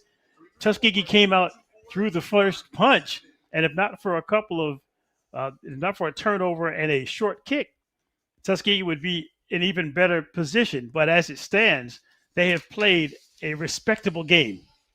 Trailing at 28-21 with 4:37 left in this first half of play. A couple of more tidbits about the Turkey Day Classic. Alabama State in 2014, they made their announcement that they were going to discontinue the Turkey Day Classic with the hopes that they could get into postseason play by not having this game on their schedule.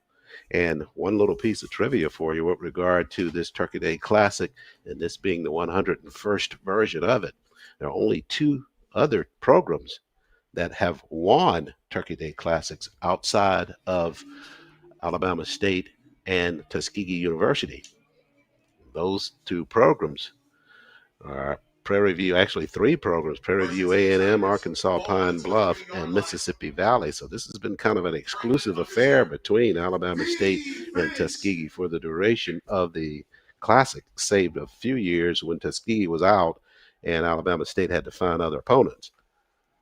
Back to action now after the timeout. On the ground now, quick pitch to Spivey, looking for some space at the left side. It's got some second wave of the defense.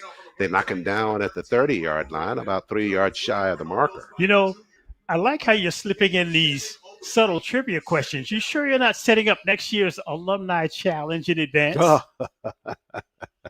Will be some nice ones there, yeah, if we go that long in the season. I think you may be tipping your hand a little early, my friend. Yeah, had a great job with that challenge. It was really well received by the alumni chapters, and they truly enjoyed that. Also, the alumni have to study for next year. I'll give them some notes early on in the season. TU runs it right side, needed to get it to the 33-yard line, and I think they got there. It will be a first down for the Golden Tigers. That's an important first down for 2 reasons. It helps you in terms of field position if this drive is not successful, but it keeps the clock moving, and you still have the ball in your possession. So Tuskegee now is in a position where with a few more yards, they may decide to open up the playbook again. Yeah. You got 3:30 left. What you want is for this first half to end with you at least tying this football game. Or at least not giving the ball back. Absolutely. That's very minimum. You're right.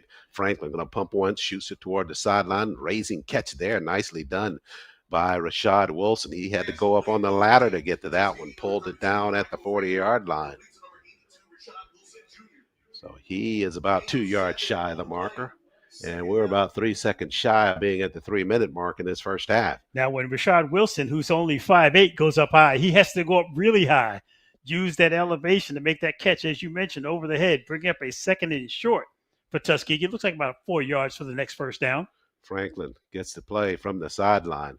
They bring the tight end right side. They're going to run it that way, but the Hornets were ready for it. Second effort got it back to the line of scrimmage by Spivey, but not much more there. TU very predictable on that play. They brought the tight end to the right and ran right behind him. Zaquan Patterson came on the corner blitz for Alabama State from the far sideline, and with his closing speed, shut that play down. Third down, big third down here for Tuskegee. 2:16 remains in the first half. See if they'll get this play off before that 2-minute break. 5 seconds, 2:05 before the 2-minute mark. And Franklin takes a snap. They'll stop it there, though. Got it to the 2-minute warning. So Tuskegee was trying to set it up there at the line of scrimmage, but they knew they were getting close to that 2-minute automatic timeout. And that's where it is. So 2 minutes remains in this first half of play. Tuskegee trailing at 28-21 to the Hornets of Alabama State. Chance for us to let you know that Gray, Langford, Sapp, McGowan, Gray, and Nathanson's attorneys at law located downtown in the square at historic Tuskegee, Alabama. Whether personal injury, wrongful death, civil rights, real estate, or probate.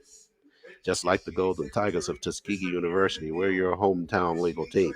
Give us a call at 334-727-4830. Tuskegee Federal Credit Union, serving the people of Macon County and surrounding areas since 1938 when it first opened at Tuskegee Institute. The credit union offers free checking accounts, saving accounts, home mortgages, home refinancing, automobile signature, and payday alternative loans, and internet service. Better than a bank, because when you open an account with us, you become a part owner. Tuskegee Federal Credit Union, insured by the National Credit Union Administration, not for profit, not for charity, but for service. For more information, visit www.tuskegeefcu@gmx.com. Thanks to all of our sponsors all season long for your support of the Golden Tiger Sports Network. Our coverage of Tuskegee athletics continues already into the basketball season early on there. Closed the volleyball season. And the football program here on Thanksgiving Day getting ready to close things out here, hopefully with a win against the Hornets of Alabama State, trailing it with 2 minutes left first half, 28-21.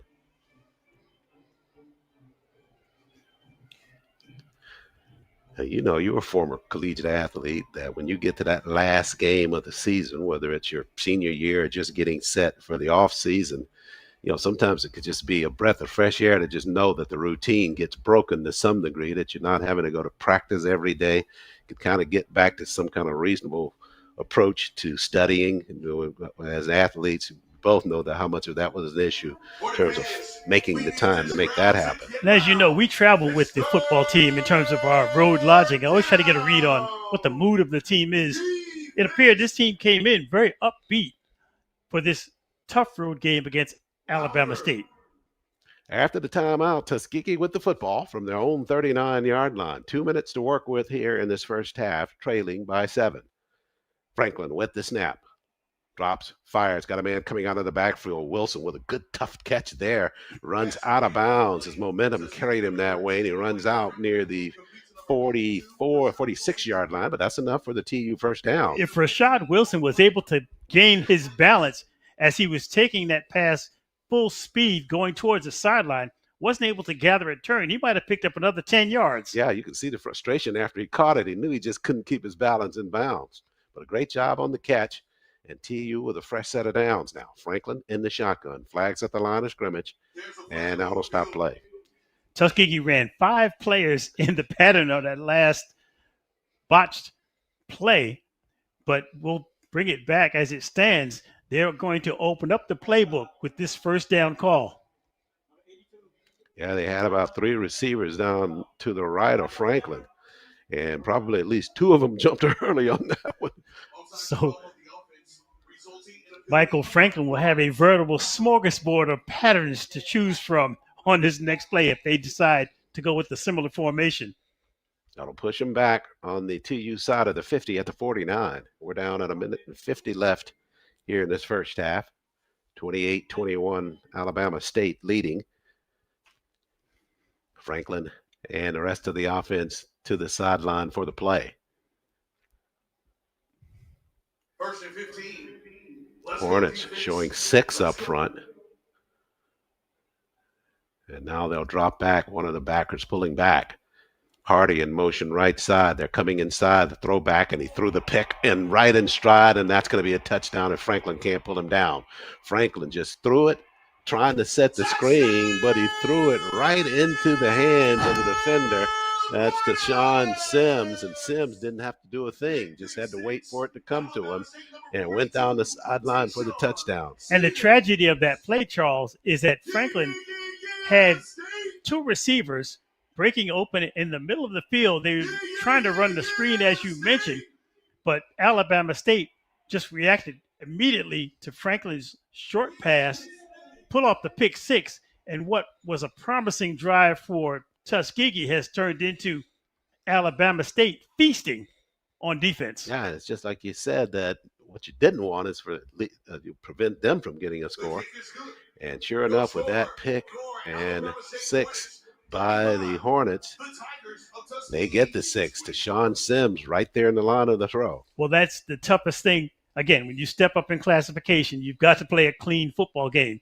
Second interception for Franklin, and that just gives too much of an advantage to Alabama State. The pass did not have enough arc on it as he was trying to get it over the head of the pursuing defense, and that's the touch that was lacking. Pick 6 for Alabama State, and they get the ball to start the third quarter. Bailey it now 35-21 after the miscue on the pass, and the Hornets, with 1:43 left in this first half, starting to relax a little bit after that defensive effort. And Tuskegee just making this challenge a little bit more difficult on that play.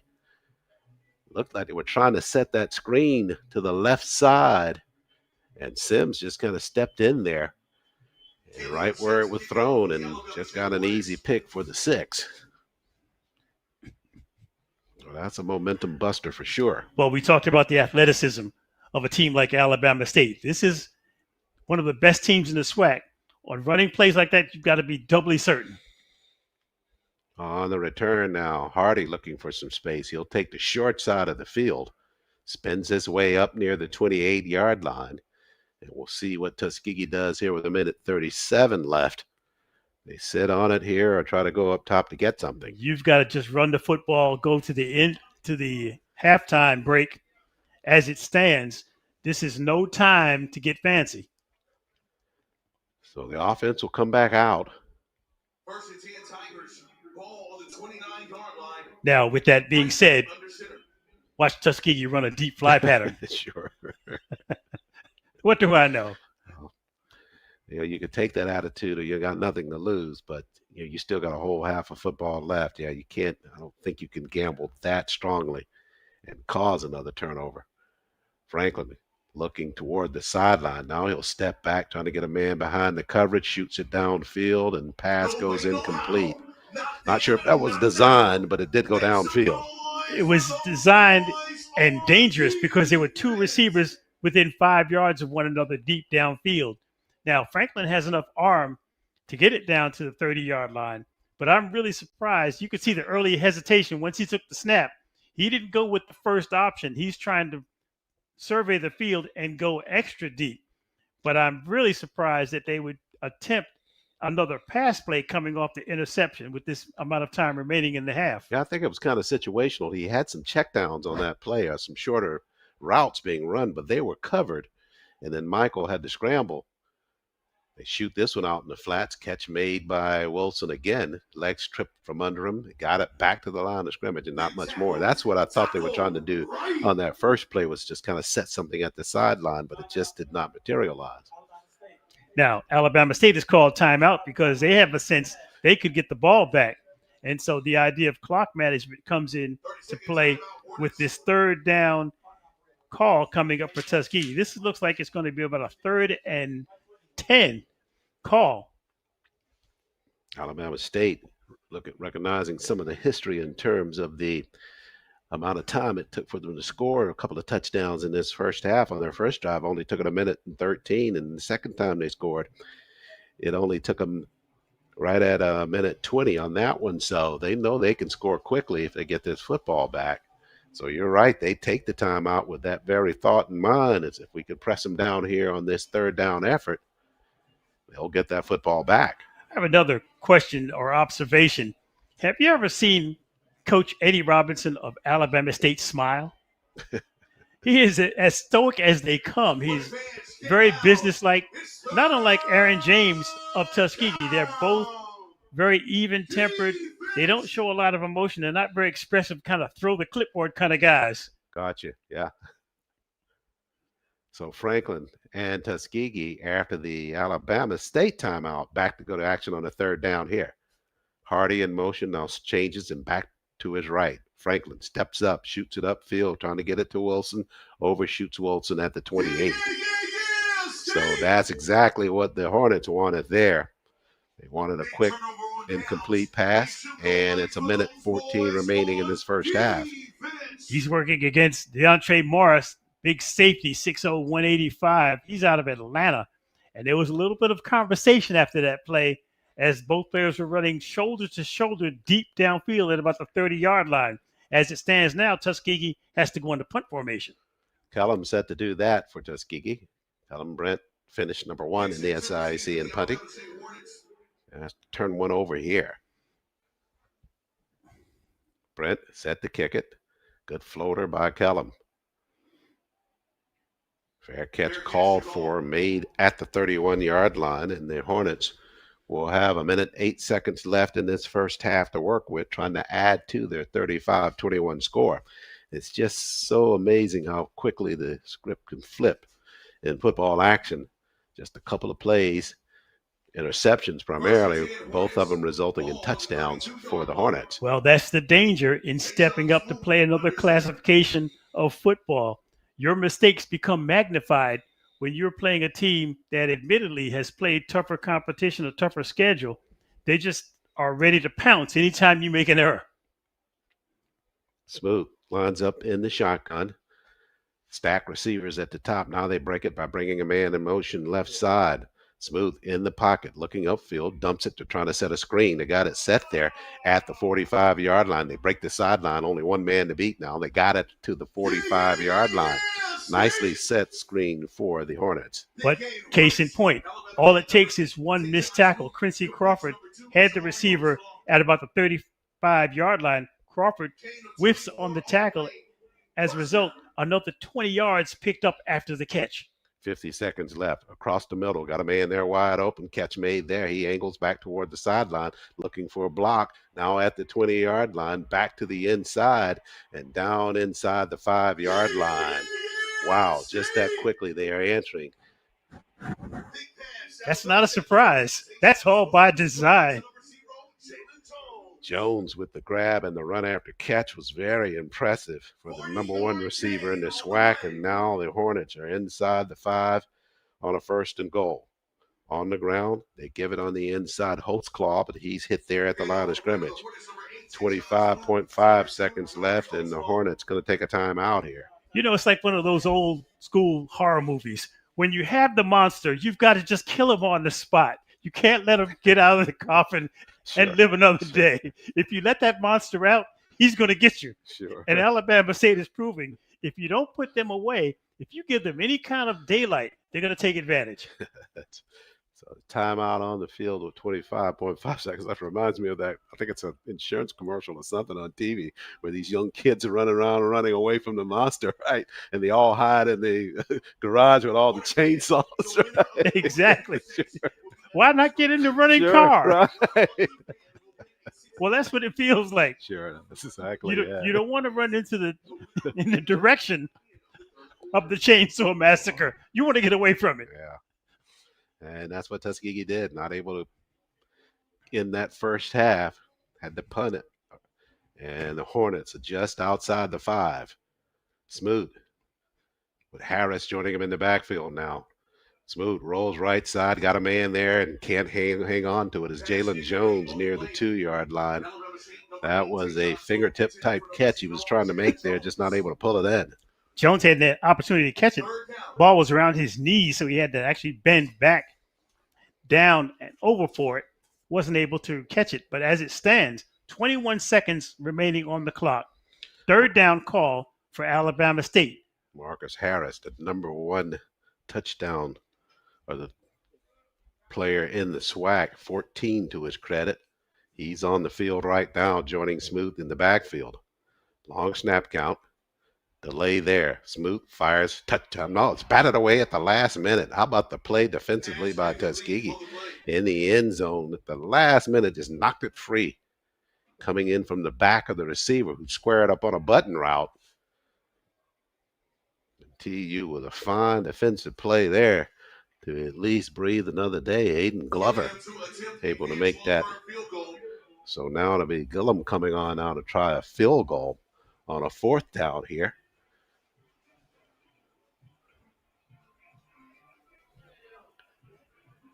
This will be about a 27-yard effort. Gillum with the kick, whips the leg, and knocks it through for the Hornets of Alabama State. So they don't get 6, but they tap on another 3 here at the end near the end of this first half of play. They lead it now 38-21 over the Golden Tigers of Tuskegee.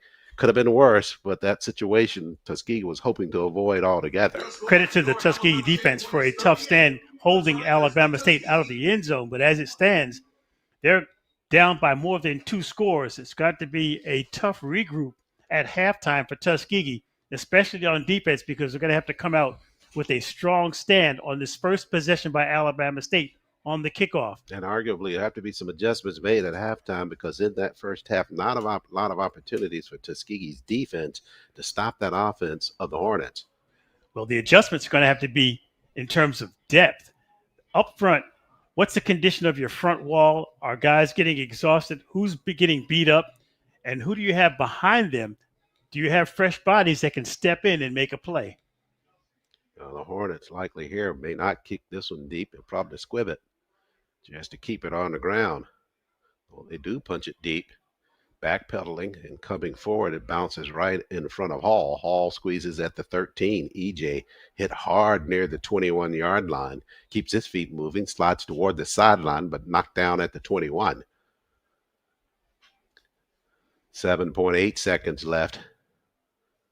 Tuskegee will see, definitely going to sit on this football. Line of scrimmage will be the 23. Tuskegee's got to feel that they played Alabama State tough in the first quarter. It only fell apart in the second. So the regroup now is to say to your team, okay, we know we can score on them. The problem is, as you mentioned, can we stop them? Just a few seconds remaining here before halftime. Franklin lines up in the shotgun, splits either side. They'll keep it on the ground and running toward the sideline there. A few seconds still be remaining in this first half. With a rare carry, Desmond Leverett, the freshman from Roswell, Georgia. I think he got out of bounds before the first half expired, putting 0.4 of a second on the clock right now. Tuskegee wanted to keep that football on the playing surface just to run the time, but they'll have to at least snap it here to end the first half of play. Franklin lines up in shotgun. Just don't see quarterbacks going on the center very much anymore, even if they're just going to try to kill the football. They keep it on the ground. Leverett, left side, puts his head down, and Leverett past the 35 up near the 37. And that'll bring this first half to a close here at ASU Stadium. Tuskegee with a great start here this first half of football. Got the first touchdown of the ball game, but we head into the intermission, and it's Alabama State with a 38-21 lead over the Golden Tigers. We'll take a break here on GTSN and the SIAC Network.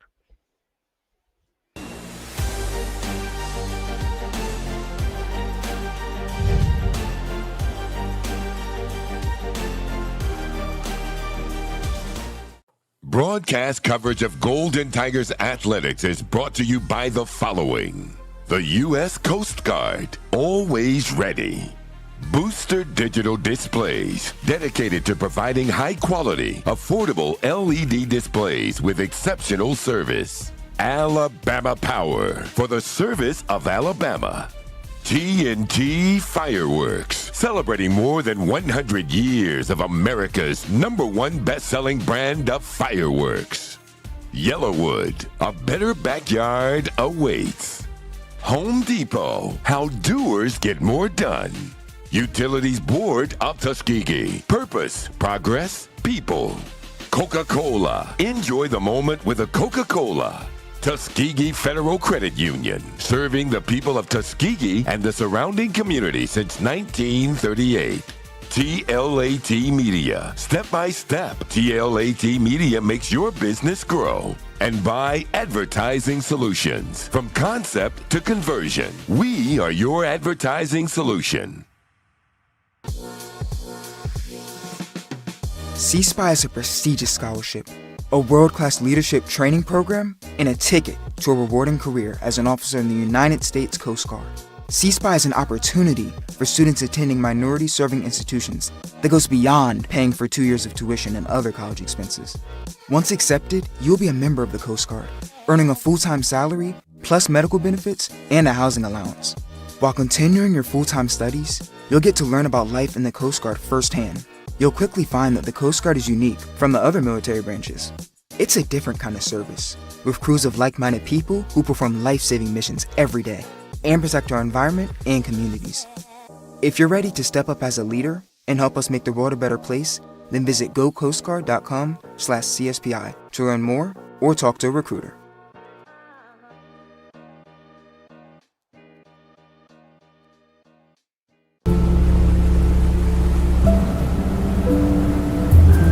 I love the lake. It's like one of the few places I can just let go and be myself. I really love it here.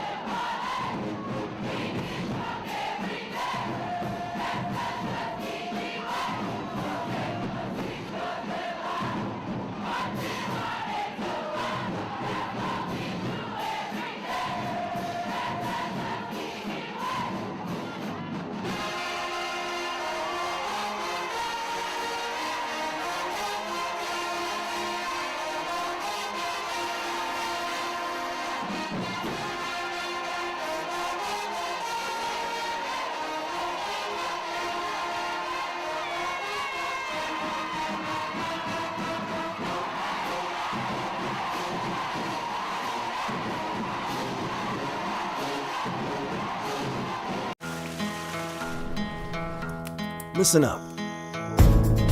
That's the world, and it's begging to be explored. Hear it?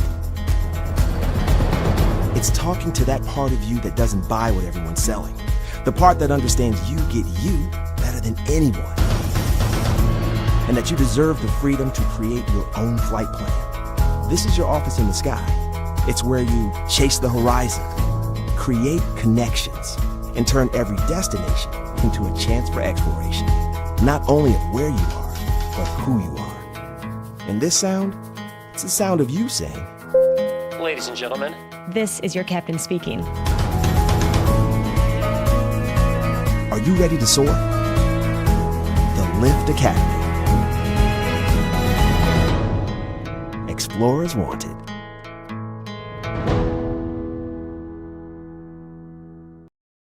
Damage. Why? So no one gets near the down power lines. Why?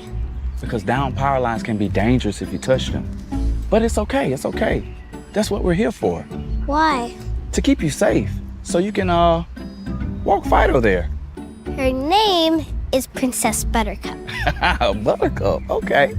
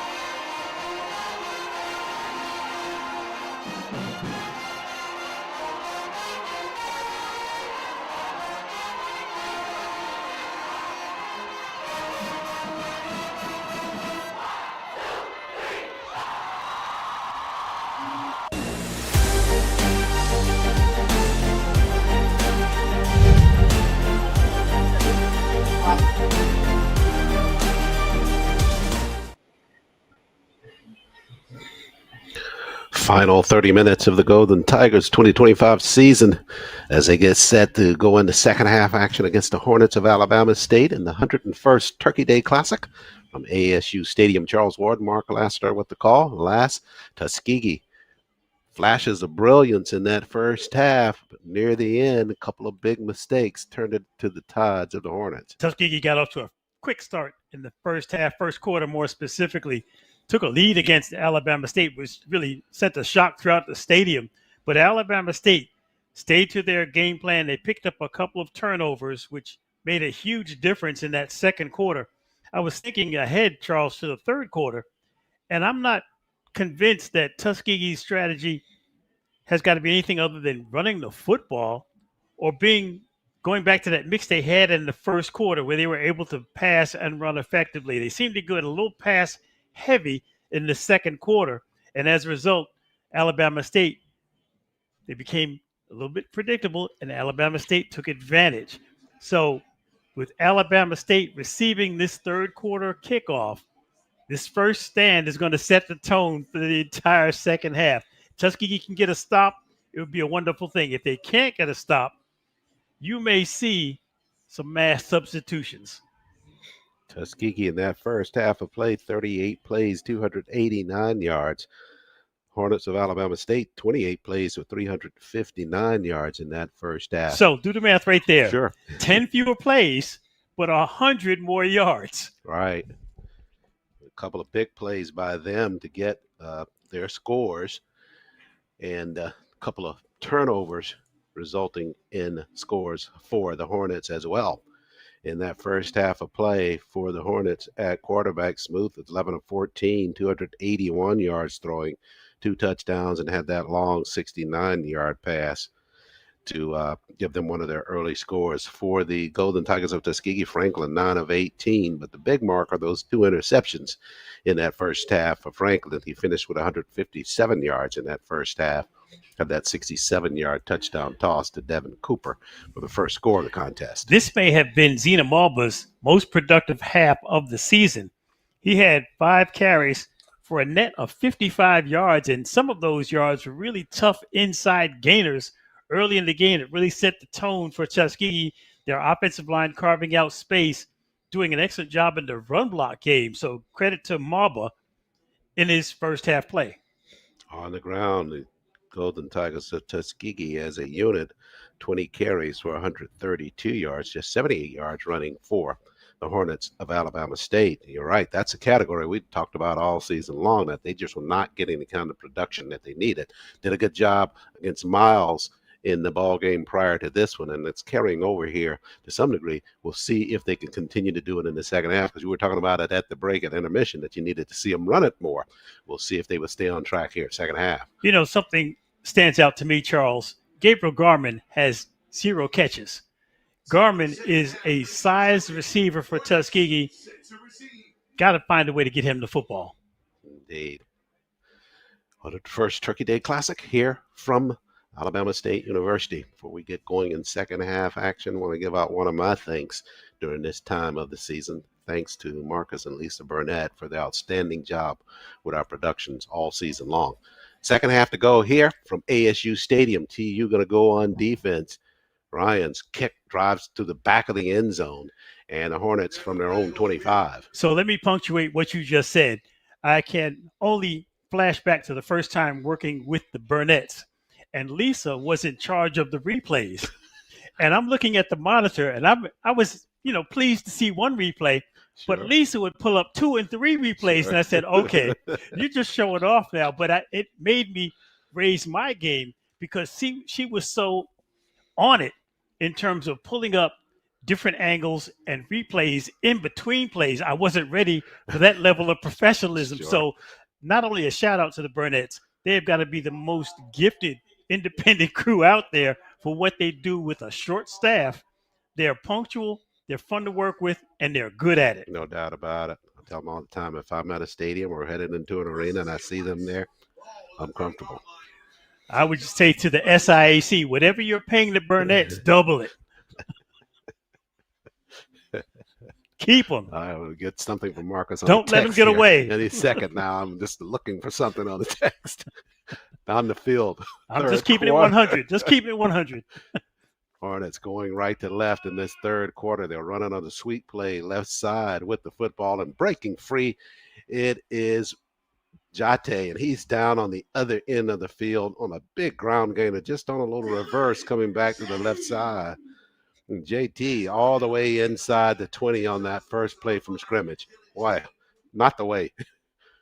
Nothing fancy, just a simple reverse flanker play to the near sideline. Jate just using his speed, gets outside the hash marks and just rumbles all the way inside the 30 to about the 23 of Tuskegee. Boy, coming off of the break, that is the last thing you wanted coming on that first play from scrimmage for the Hornets. Smooth, going to ball fake, shoots it across the middle, catch made there in stride. They'll get it inside the red zone now. What Tuskegee has got to face up with their defense on their heels is now Alabama State, giving them a taste of their own medicine, mixing the pass and run effectively. That time, simple in route, another first down play. Alabama State, very adept at finding the seams in this Tuskegee defense. It was the sophomore Asa Gregg on that reception from Smooth. Same set. This time, he'll fake it, throw it to the end zone, and they score just that easy. 3 plays, and they're in the end zone to start the second half of play.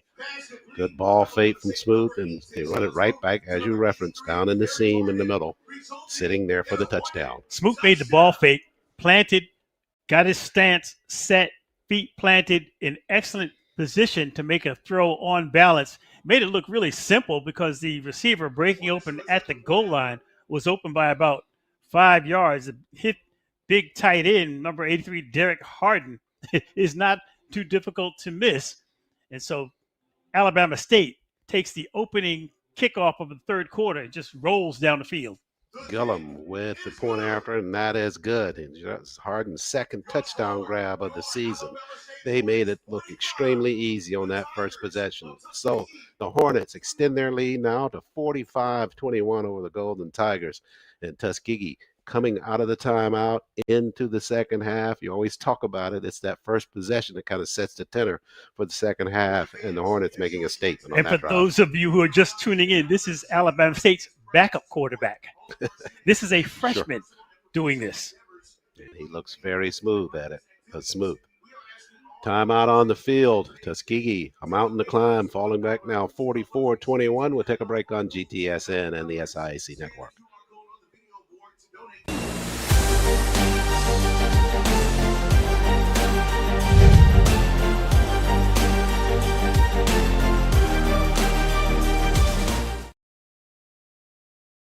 I'm Chris Lee, Mayor of historic Tuskegee, Alabama. This is the Golden Tiger Sports Network.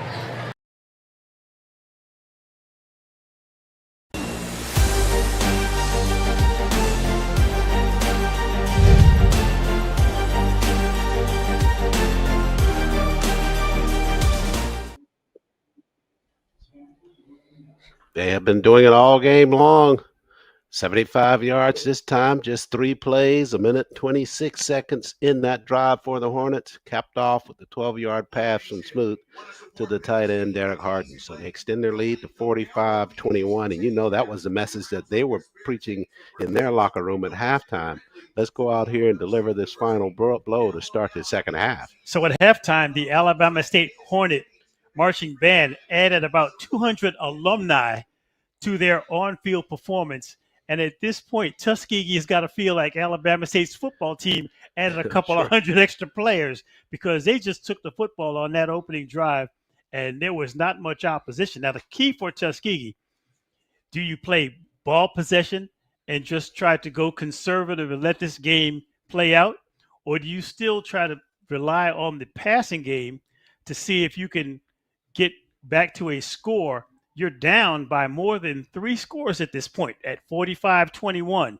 This game, I don't want to say it's out of reach, but it's getting out of control. Yep. Yeah, because Tuskegee has not been able to provide an answer for that Hornets offense throughout this game, and that possession there to start the second half, really evidence of the confidence that the Hornets have. Looking down here at sideline, I see it's like Larkin Ryan's down being escorted by a couple of security guards.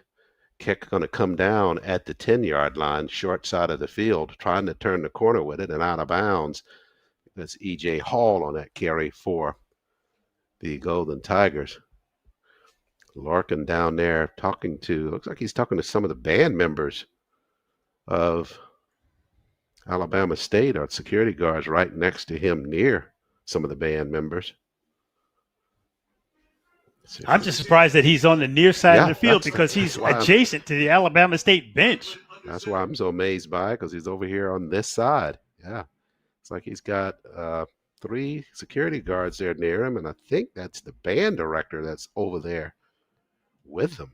I think it's the band director for Alabama State. They may be trying to get one of the performers of the band to come over. I'm just guessing here, just May have been something going on as they got ready to come back out onto the football field or something. But anyway, back to live action.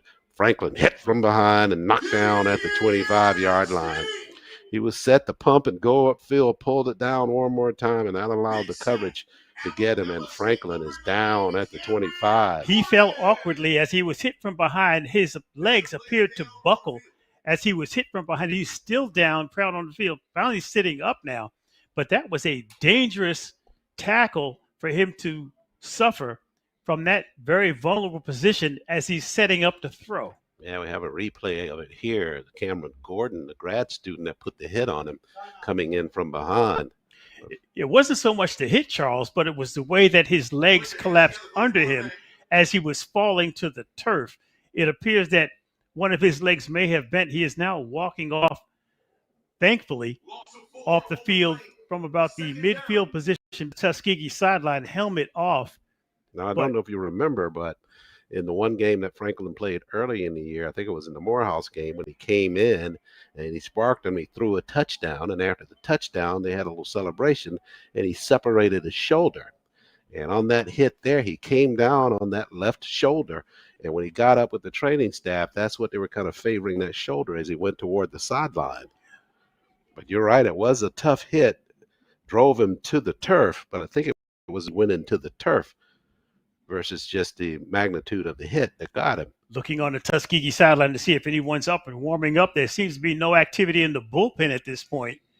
The officials are discussing things at the near hash mark at about the 25-yard line in the middle of this timeout. And the Tuskegee place kicker, Lorcan Ryans, is still at the corner of the end zone talking to the security people for Alabama State. And I can't imagine what is going on down right below us. And you're right, Bryson McGrew is still off with his helmet at the far side for Tuskegee. Don't see anybody actually warming over there to take Michael's place. Is there such a thing as a running clock in the SIAC SWAC matchup? If this game continues, I would not be surprised if we saw time disappear sometime in the fourth quarter. Good question. Looking at the situation when Ryan's down to our right now, and it looks like one of the flag persons for the band for Alabama State is now talking to Larkin, and maybe somebody wanted to apologize to the other. If it's anything, maybe Larkin was trying to do that. Maybe he did something accidentally to the young lady in terms of maybe kicking a football or something. Speculation here, but it was something that Larkin, knowing him, it was something that he wanted to bring the person out and apologize for something that he may have done inadvertently. And now he's being escorted back to the Tuskegee side of the field. Well, whatever it was unusual to have a player on the opposite side of the field during play. And coming in for the Golden Tigers of Tuskegee, they go with Enio Yapur, the freshman quarterback, and Yapur steps in, tried to fire it downfield, threw it behind the intended receiver, and almost threw an interception. This is a very important play for the Tuskegee offense to see if they can pick up this third and appears to be about 14 to go. With Franklin now sideline, Yapur calling the signals. First pass attempt by him was incomplete. It's third down and 14 for TU. Yapur joined in the backfield by Desmond Leverett. But before they run this play, a timeout's taken by Tuskegee. So Tuskegee on a third down effort with the absence of Michael Franklin in the lineup now. They're going to have to scramble to get one of these two freshman quarterbacks into a rhythm early in this second half of this game. In the spirit of Thanksgiving, and while we have a break in the action, I'm going to hand out the first of my three much anticipated, backed by popular demand, Jive Turkey Awards. The first Jive Turkey Award. Jive Turkey. I appreciate that. I appreciate that. My first Jive Turkey goes to the shuttle bus system at homecoming that started less than 2 hours before kickoff at Tuskegee. The thing about it was I was in line at the parking lot at Booker T. Washington High School. Now, you know why they get the Jive Turkey Award is because they separated the men and women waiting in line at Booker T. Washington. And I don't understand that. Why did they do that? That's jive, man. They get it. That's a Jive Turkey Award winner. After the timeout, Yapur in the pocket, looking to his left, got some pressure now. They'll flush him toward the sideline. Now he can't unload it, and he lost the football. Nothing but black jerseys headed toward the end zone. Think they're going to rule him down. And that'll be an incomplete pass. He's getting it forward. It was batted, fortunately, as he was trying to raise and throw it upfield. So let me get this straight. You're at homecoming. You're with your crew. It's probably a mixed group of men and women. Why would you separate the men and women waiting online for a shuttle bus? Well, I'm sure there was a reason. You'll probably get it. It may come to you when you least expect it. But somebody will answer you on that. But it was a work in progress and got through homecoming with that, where at the end of the day, on the punt here, over the shoulder catch now on the return, and headed back to the middle of the field. Nothing but white jerseys collapsing on the return, man, and knock him down at the 40-yard line. Now, I will say this. The system worked well once the buses started running. Yeah, that's what I was going to say. At the end of the day, there were more comments about, I'm so glad I don't have all this traffic to contend with. It was a great system. Sure. They just needed more buses, and they needed to start early because if you are familiar with Tuskegee homecoming starts at least 4 hours before kickoff. Yeah, that's with the parade and everything else early on. So if you're going to run shuttle buses, you got to start those shuttle buses at 9 a.m. So that's Jive Turkey number one. That's Jive Turkey number one. Two more on the way. 12:45 left in the third. We can't wait. Smooth sends a man in motion. Now back to the right, starting to need some new jerseys in the lineup now. They'll run it on the ground, right side. This time carrying the football is Kuykendall. One thing I like about that play, I like the gang tackling by Tuskegee on defense. There were 4 players that got a hat to the running back for Alabama State, which tells me that the defense is still playing with some zest and enthusiasm. Pickup of 2 on that carry by Kuykendall, right side.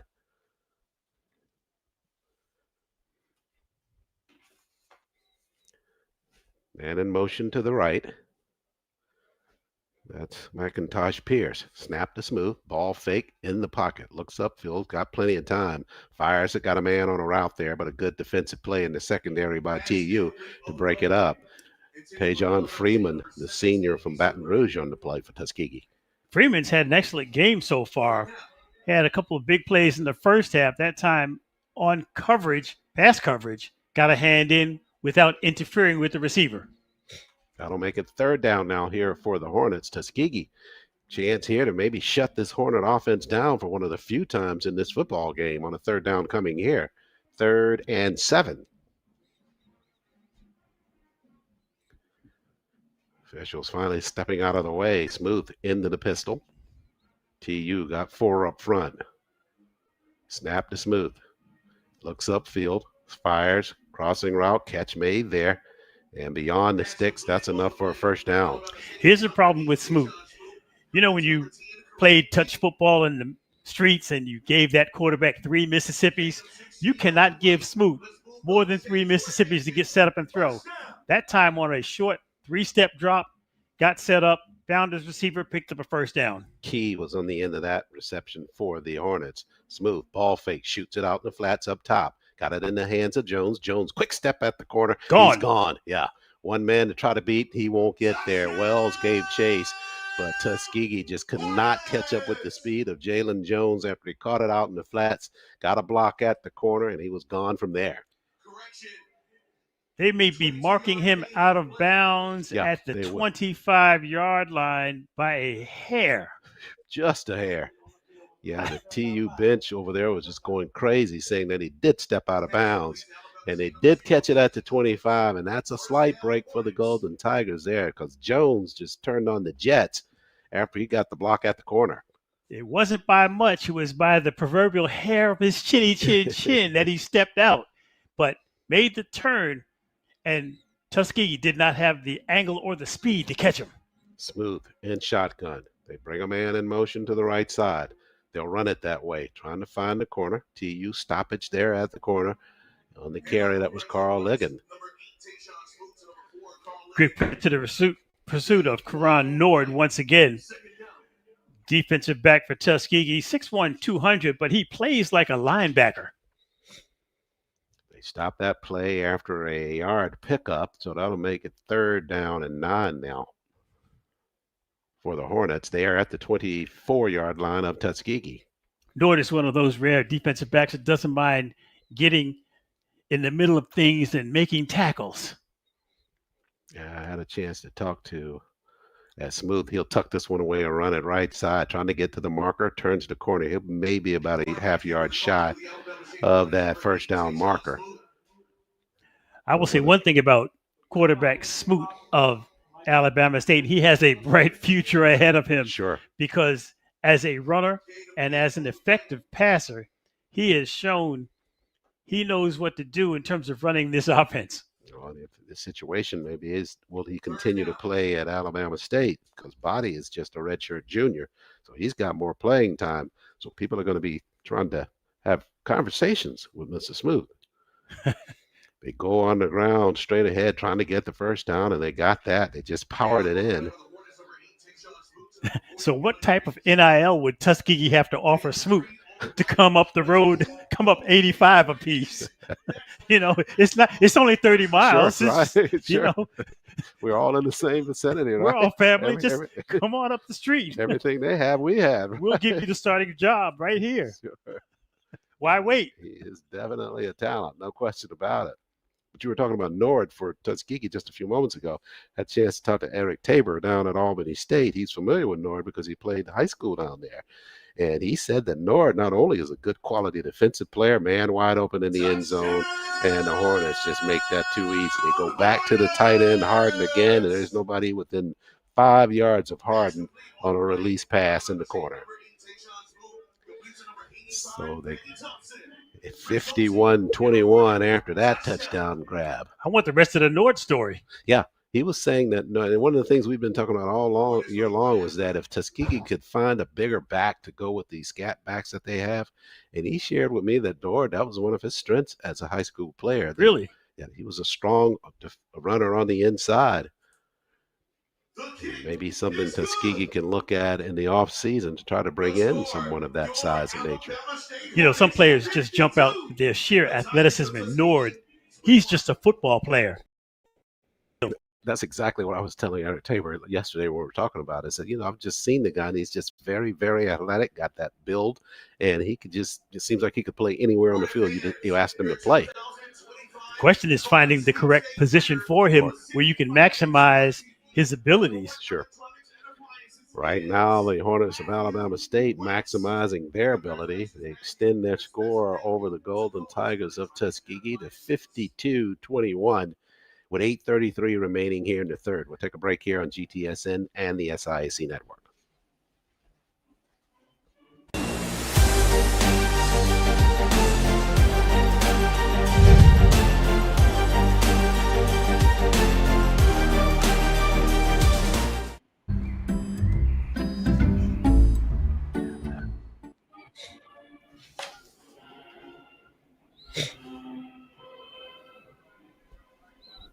Hey.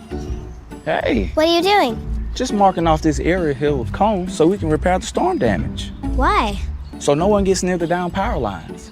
Why? Because down power lines can be dangerous if you touch them. But it's okay, it's okay. That's what we're here for.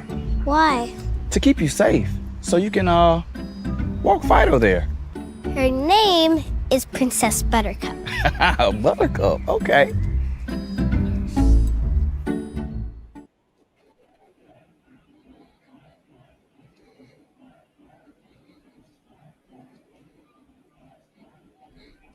Back live here inside ASU Stadium on the campus of Alabama State University in the 101 Turkey Day Classic, and the Hornets are pushing it up now 52-21 over the Golden Tigers of Tuskegee. And Mark, start looking at some of these classics over the first 100 years amongst these teams. A couple of instances where Alabama State has scored an excessive amount of points. They scored 62 points in the 1991 Turkey Day Classic, but that was against Johnson C. Smith. Against Tuskegee in 1995, they scored 58, won that one 58-20 over the Golden Tigers. Just trying to get something a little bit closer into the decade here. They had 48-28 win in 2003 against the Golden Tigers. And in 2016, that was against Miles College. So they're in that area where they're starting to set some records as it relates to the Turkey Day Classic and their scoring against the Golden Tigers. As the Tuskegee side of the stadium thins out, if you told someone who's at this game currently that Tuskegee was actually in control of this contest in the first quarter, they wouldn't believe you. Indeed, you're right. Early on, TU was flexing his muscle. On a carry here, short side of the field, running out of real estate is E.J. Hall. And Hall will put the Golden Tigers in business to start the drive from their own 33-yard line. So as it stands, we are barely underway in the third quarter with 8:26 remaining in this period. And Alabama State has already put its signature on the second half. Nice to see quarterback Michael Franklin back on the field for Tuskegee. He went off after a very awkward fall. He's back in at quarterback. Did an excellent job of running this offense. If not for the 2 interceptions, he would have a much cleaner report card. He's back. He's a senior. 8:28 left in the third. They'll go on the ground. Morris looking for space, but that defense of the Hornets of Alabama State starting to tighten things up on the run against Tuskegee.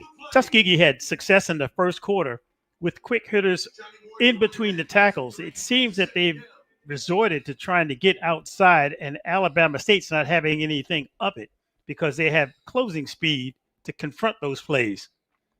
At halftime, Tuskegee rushed for 132 yards. Be interesting to get the third quarter stats here to see kind of what they've done in that category, how much they've added to it or how much they've subtracted. That a loss of 3 on the play. On the ground they go. Morris looking for space, right side, stood up right at the initial line of scrimmage and pushed back.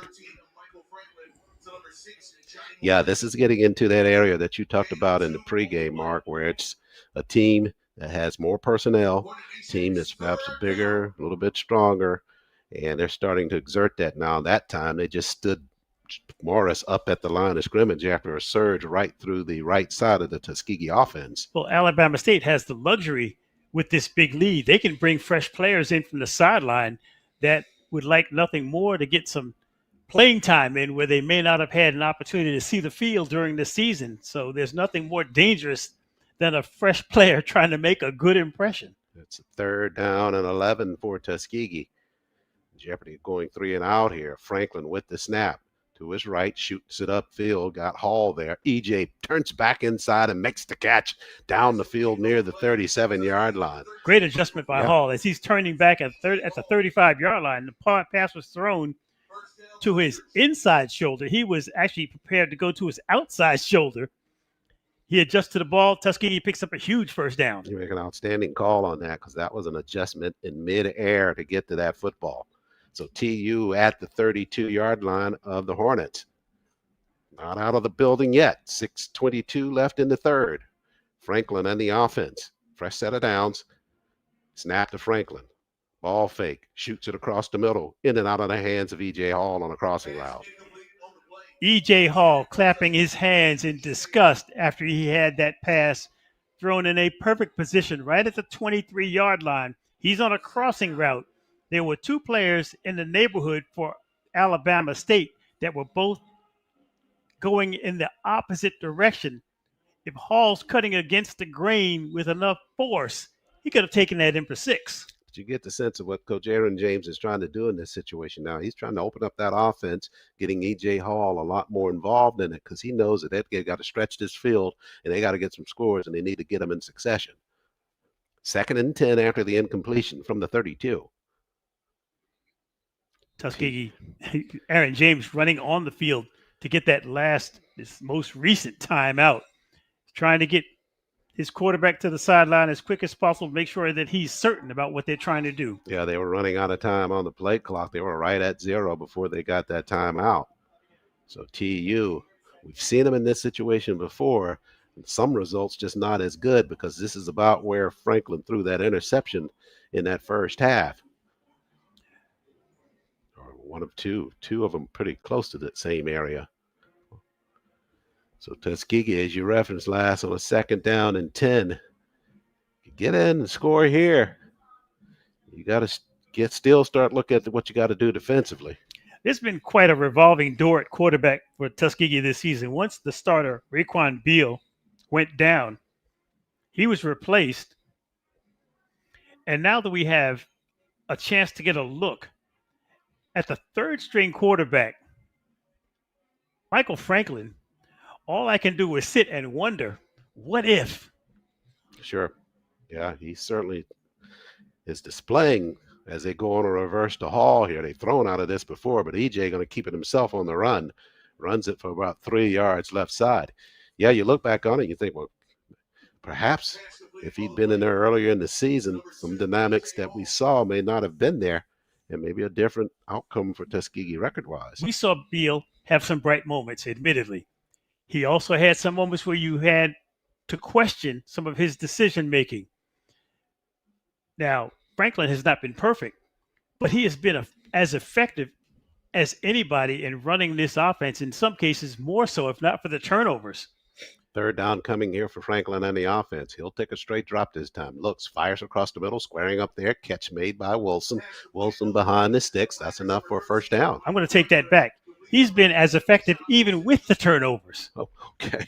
Qualified statement, huh? Okay. I'm going to go ahead and put that kibosh on it. Sure. It's like you want to amend your taxes. Okay. That's a throw for a 1st down to Wilson. Wilson's been very busy in this ball game for Tuskegee. Rashad, the sophomore from Detroit, picks up the 1st down after that throw from Franklin. From the 21 now.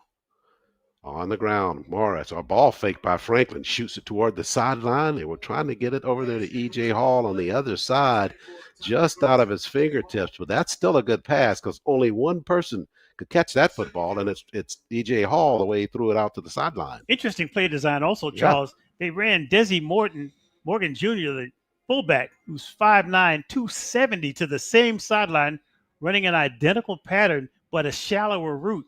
He could have hit Morgan if he wanted.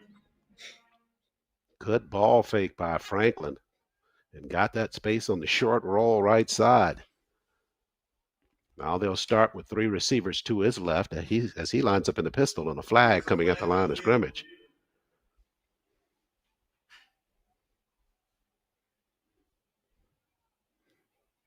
Players standing as the officials confer.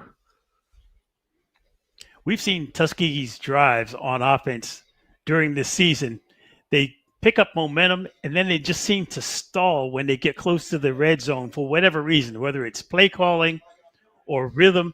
They just seem to bog down for some reason. Fortunately for Tuskegee, this penalty is going to go against Alabama State. Yeah, they got him for a 5-yard assessment there. Waiting to see what the call was. Never did see that, but they did mark him up 5 on the play. So in motion, Tuskegee brings Wilson right side. They give it to Morris on the inside. Johnny spins to the outside, stayed on his feet inside of the 15-yard line.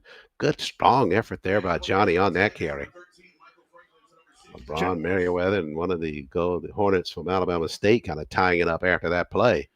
Johnny Morris, one of the trio of 5'9" running backs for Tuskegee, has been a workhorse all season long. Very dependable, durable running back. 2nd down and less than a yard to go for a 1st down. We're at 4:13 left in the 3rd.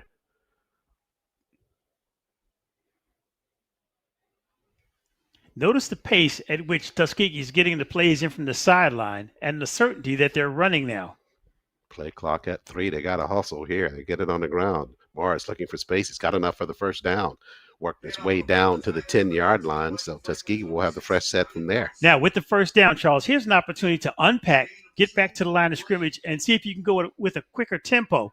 Tuskegee is just, to me, at this point, just a little bit sluggish at the line of scrimmage, getting these play calls in and getting the snap count done. This will be first and goal to go from the 10 for Tuskegee, and they're doing exactly what you're saying. In unison, looking toward the sideline for the play. That's Coach Clinton Smith, I believe, signaling those plays in for Tuskegee. First and goal to go. Franklin, ball fake, shoots it at the sideline. EJ trying to come back for it near the cone, but the pass goes incomplete. They had him right at the tight side of the end zone. Be better served trying to get him in the middle somewhere he can maybe break free with some of his speed.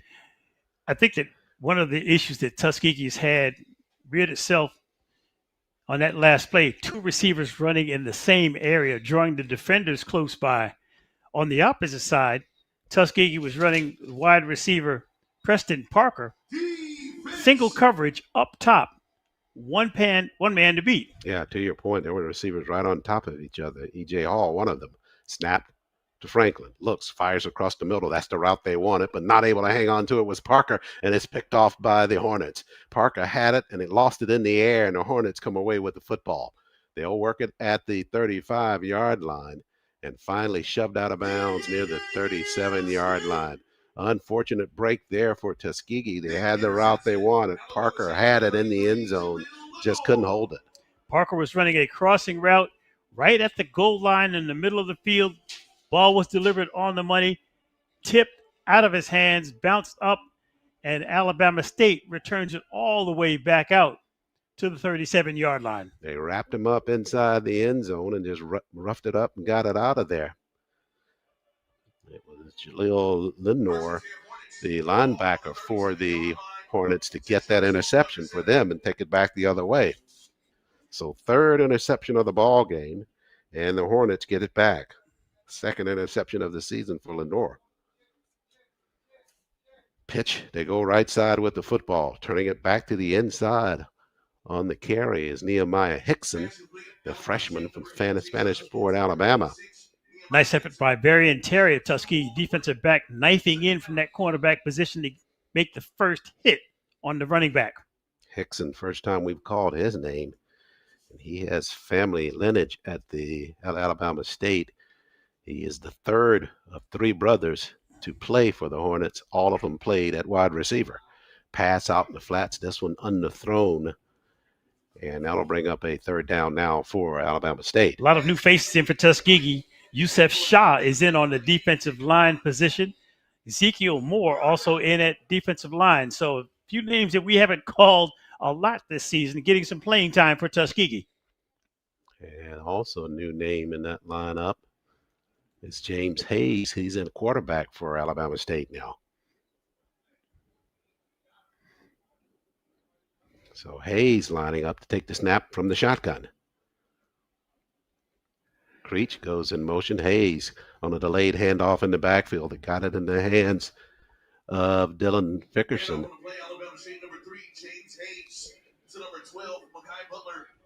Beg your pardon, that's Butler on that carry.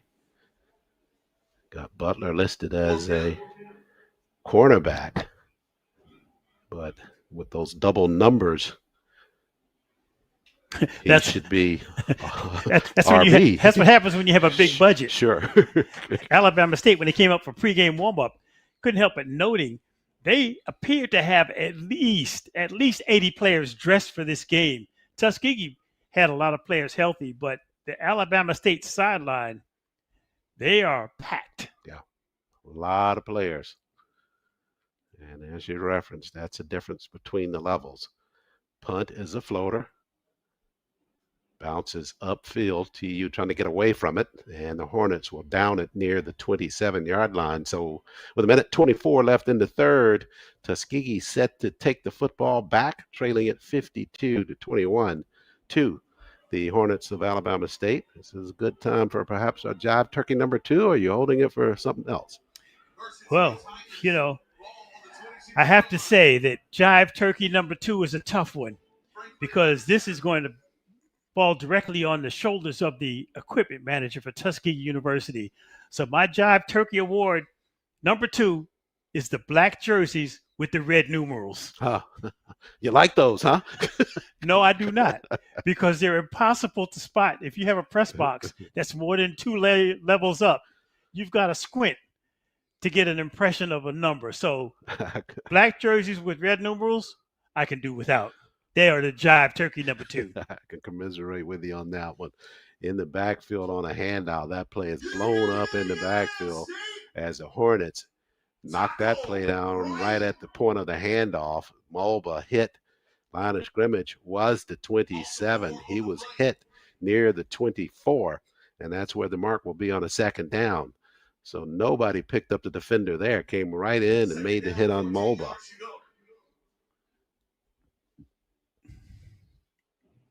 So Franklin and Mulba in that shotgun set. We're under a minute remaining in the third. Franklin waiting for some separation wide out there. Pass thrown up and out of the reach of Gabriel Garman, who was downfield but covered one-on-one. Garman was running stride for stride with Twilly Lovett. Now, we know Garman can fly, but Lovett was right on his shoulder, stride for stride. There was no place for Franklin to deliver that ball. Fortunate that he basically overthrew the pass as much as he did, because the quarterback for Alabama State was right there. Twilly Lovett. Gotta like that name. Gotta be fast if you have a name like that. Franklin facing a third down and 13. He'll take a drop. Looks upfield, fires underneath, threw it too high for Hall. Pass goes incomplete, and Tuskegee will have to give up the football with 36.8 seconds left in the third. Tried to get Hall, but Devin Cooper was breaking open at the last moment across the middle at about midfield. He walks to the sideline knowing that he had space to operate. So Callum Brent on now. Orange shoes and all to punt this one away for Tuskegee.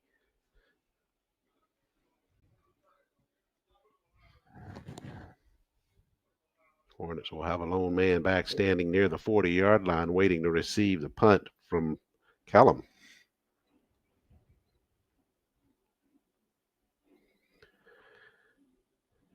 And angling toward the sideline, attempting to field it. Now has to catch it on the rebound and coming back to the middle. This could be dangerous if he gets some space, but Tuskegee able to converge near the 37-yard line. A very interesting return there. Return man had it, lost it, and then had to circle back under it again. But able to get it upfield, and the line of scrimmage will be near the 40-yard line for Alabama State. If it's all right with you, I'm going to save my third Jive Turkey Award for the fourth quarter. I won't call it until you're ready. Yeah. I'm working on it right now as we speak. 19 seconds left here in the third. Glad you could spend part of your Thanksgiving Day with us on GTSN and the SIAC Network, our final coverage of Tuskegee football for this season. Right now, they trail at 52-21 to the Hornets of Alabama State. Out in the flats, they dump it to a receiver, got a step there, nice stutter step and sliding through the defense after the catch. And the catch was made to Nichols on the catch, the freshman from Mobile, Alabama, with his first grab of the ball game for Alabama State. Speaking of the SWAC, just to change topics for a minute, curious to note that Marshall Falk gets the head coaching job at Southern University, returning back home. Yeah, you're right. That's a nice push for the Jaguars to get a homeboy and an NFL legend, if you will, back in there and into that saddle for coaching that program. Starting to see that as a prevailing trend amongst HBCUs. And you know it does wonders when you at least have that kind of personality come into a program, one, if only just for recruiting it alone. And you know a player like Marshall Falk has seen the promised land. He knows what he's talking about. So he'll have the attention of his players when he's trying to make a point. Tuskegee Medical and Surgical Center is a proud supporter of the One Tuskegee Community Campaign and Tuskegee University Athletics. Tuskegee Medical and Surgical Center is located at 301 Wright Street in Tuskegee, Alabama, with service to the surrounding community. Tuskegee Medical and Surgical Center is certified by the Centers for Medicare and Medicaid Services. For more information about the Tuskegee Medical and Surgical Center, call them at 334-727-5900. So Tuskegee, as we get to this end of this third quarter, we're headed into the fourth. We'll take a break and bring that fourth to you. Tuskegee trailing at 52-21 to the Hornets of Alabama State.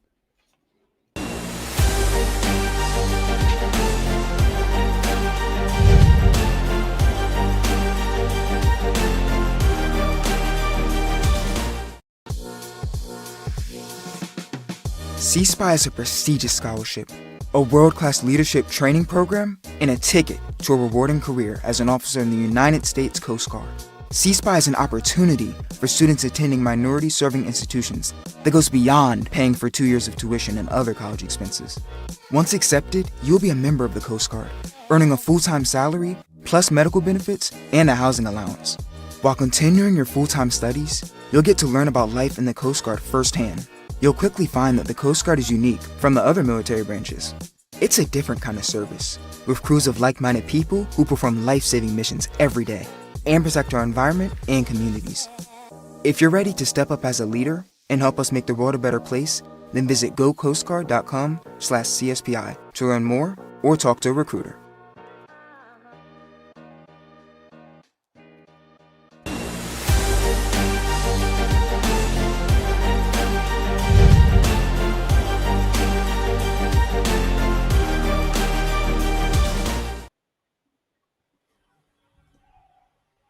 We are back live here at ASU Stadium on the campus of Alabama State University, headed into the final quarter of football for the Golden Tigers of Tuskegee in the 2025 season. They trail at 52-21 to the Hornets of Alabama State University. Charles Ward, Mark Lassiter with the call. Thank you for being a part of our coverage on this Thanksgiving Day. And Lassiter, as we take a look at some of the numbers through the three quarters, TU backpedaling in a category that we knew they had to put more of a punch going into the second half. Tuskegee has struggled all season, Charles, with the running game, and they have been running in place during the third quarter. 132 yards rushing on 27 carries is tragically close to where they were at the end of the second quarter. We won't go into the details, but Tuskegee also struggling to keep up with Alabama State, who's managed to put together 405 yards passing. Wow. That is, along with the 91 that they have on the ground, it's just been difficult for Tuskegee to keep up because they just don't know where they're coming from when they had all of their arsenal in there. But now they've gone with some reserve players, and even the reservists are executing on that play. They got a pass out in the flats, pass midfield up near the 41. So with that pickup of 6, well, let's go ahead and pick up the 10 yards for the first down. Are you sitting down? Alabama State's gone over 500 yards in offense. Just a day in which Tuskegee just has not been able to find an answer for them. Now the reserve quarterback in there, backpedaling, backside pressure, and Tuskegee will catch up with him and put a sack on him near midfield. Good defensive play there by Emmanuel Cannon, the senior from Snellville. Got to feel good even during a blowout as a senior in your final game to get a sack. Freshman James Hayes at quarterback for Alabama State. And Cannon, as you reference, closing things out at Tuskegee with that sack. Emmanuel, 6'5", 240, transferred to Tuskegee from Valdosta State.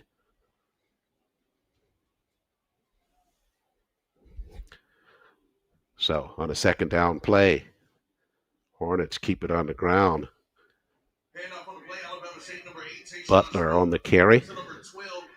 This is the point in the game, Charles, where I'm looking at not only the players during the play, but after the whistle is blown, stopping the play to see if there's any extracurricular activity in this quote-unquote rivalry game as the reserves for Alabama State attempt to assert themselves. Hayes in shotgun. They're on the Tuskegee side of the 50. He'll take a drop. looks to his left, fires it underneath on a crossing route. They get a catch there. And Shuta may have a flag coming in there. No flag coming in there. Tackle right up around the neck of the receiver. Dick Vickerson on that reception, and he got it down to the 33-yard line, a yard shy of the first down. Wouldn't be surprised to see Alabama State keep its offense in the middle of the field and on the ground. We have just started the fourth quarter. The clock will be running, and I wouldn't be surprised if the officials, the timekeepers, snuck in a few extra seconds, allowing time to run with this big lead. 4th down and 1 showing. Actually, it's 3rd down. Actually, it's 4th, and they'll go on the ground and try to get it right side, and I think they're going to get it based upon the mark. Nothing fancy, just a straight-ahead run. Alabama State playing ball possession on this drive with their reserves on the field. They're doing exactly like you said. They're just trying to keep it into the middle of the football field now to keep the clock running. They'll get the first there. Football at the 31, and we're down to 11:53 remaining. Well, these players have been up probably since 8 this morning, so they want to get to Thanksgiving dinner as much as anyone else. Ball fake. All right, they go with it right side, the short side of the field. Wrong choice that time by the Hornets. They got it into the hands of the running back, Nichols, but Nichols, short side, nowhere to go. Good ball fake there by Hayes. He had space up top, but Tuskegee read that well for the stop. Now, even though he stepped out of bounds, I note the clock continues to run. We're approaching the 11-minute mark. Football at the 29 now. 52-21 Hornets of Alabama State on their way to their 5th consecutive Turkey Day Classic win against TU. Yes, quick reminder as we survey some more of the history of this Turkey Day Classic that Tuskegee, when it pulled out of the Classic in 2013, several substitution teams in it from the time they pulled out, including Stillman, Miles College, Edward Waters, Mississippi Valley, and then Tuskegee coming back in 2021.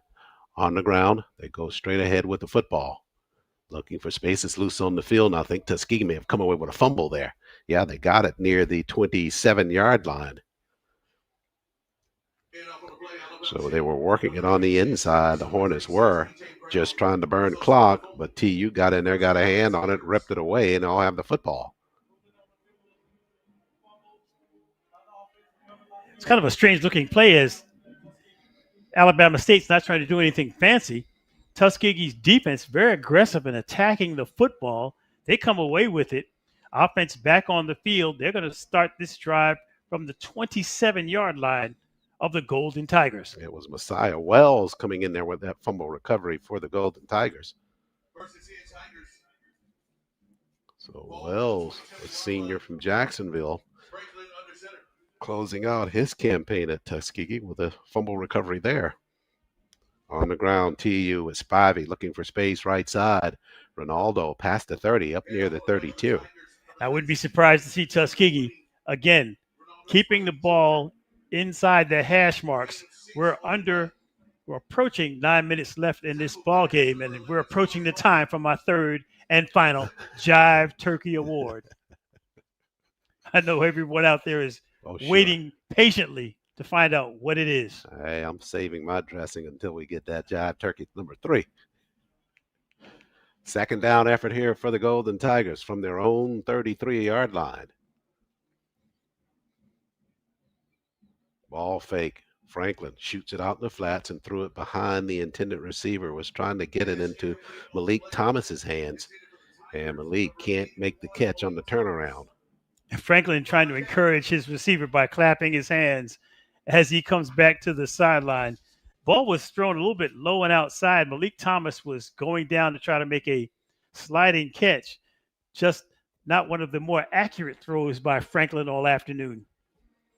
That'll make it 3rd and 4. Spivey joins Tom Franklin in the backfield. Spivey trying to spin off one would-be tackler. He did. They tripped him up. We'll see where they put him down.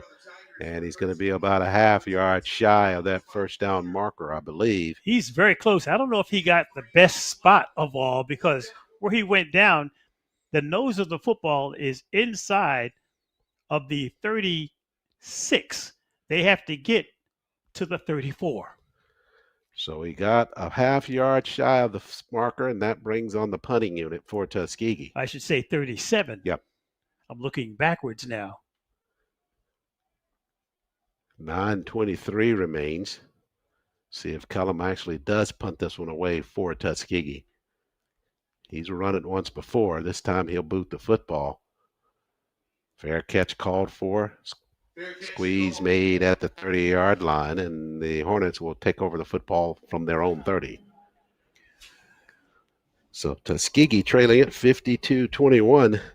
Thought that perhaps they would work a little magic here and pull off an upset here on this Turkey Day Classic against the Hornets of Alabama State. But after that good start, things started to fall in the pattern for the Hornets. Well, you have to be thankful for what you got. You have to thank whoever for the first quarter, where Tuskegee played Alabama State really tough. But for my third and final Jive Turkey Award, ambition is awesome, but scheduling the top two SWAC teams this year is really not the most profitable way to pick up W's. Tuskegee played Jackson State earlier, and they're playing Alabama State now. I suggest next year, if Tuskegee wants to take a foray into the SWAC, go ahead and play somebody like Mississippi Valley that went 1-8, or Southern, who's 1-9 and changing head coaches. Yeah.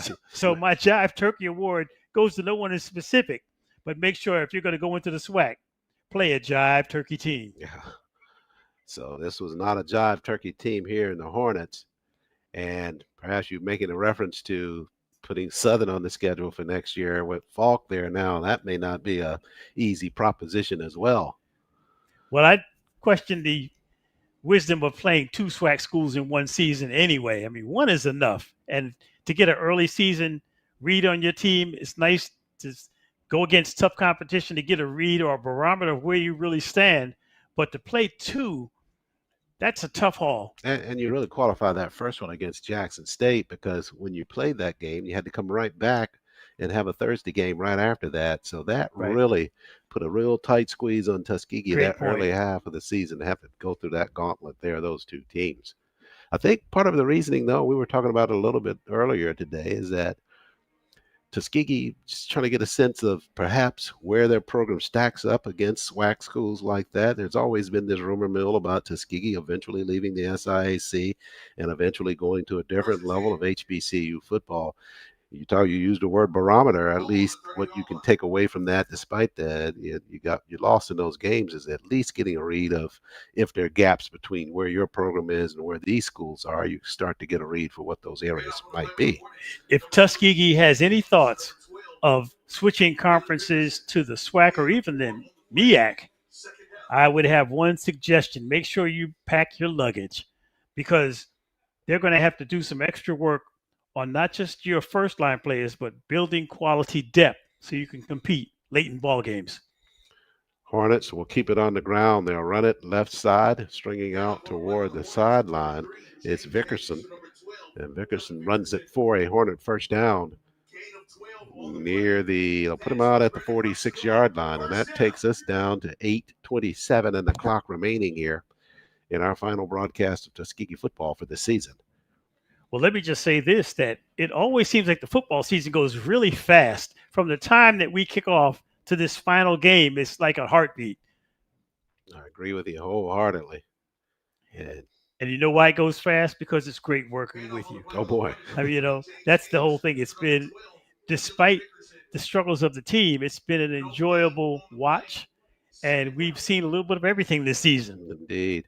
And I couldn't agree with you more. You make this very easy to do, Lass, in terms of your analysis and your cultural insights. It makes this more than just football. It's more of a foray into the culture of HBCUs and just enjoying the fact of, what we celebrate in our culture every day.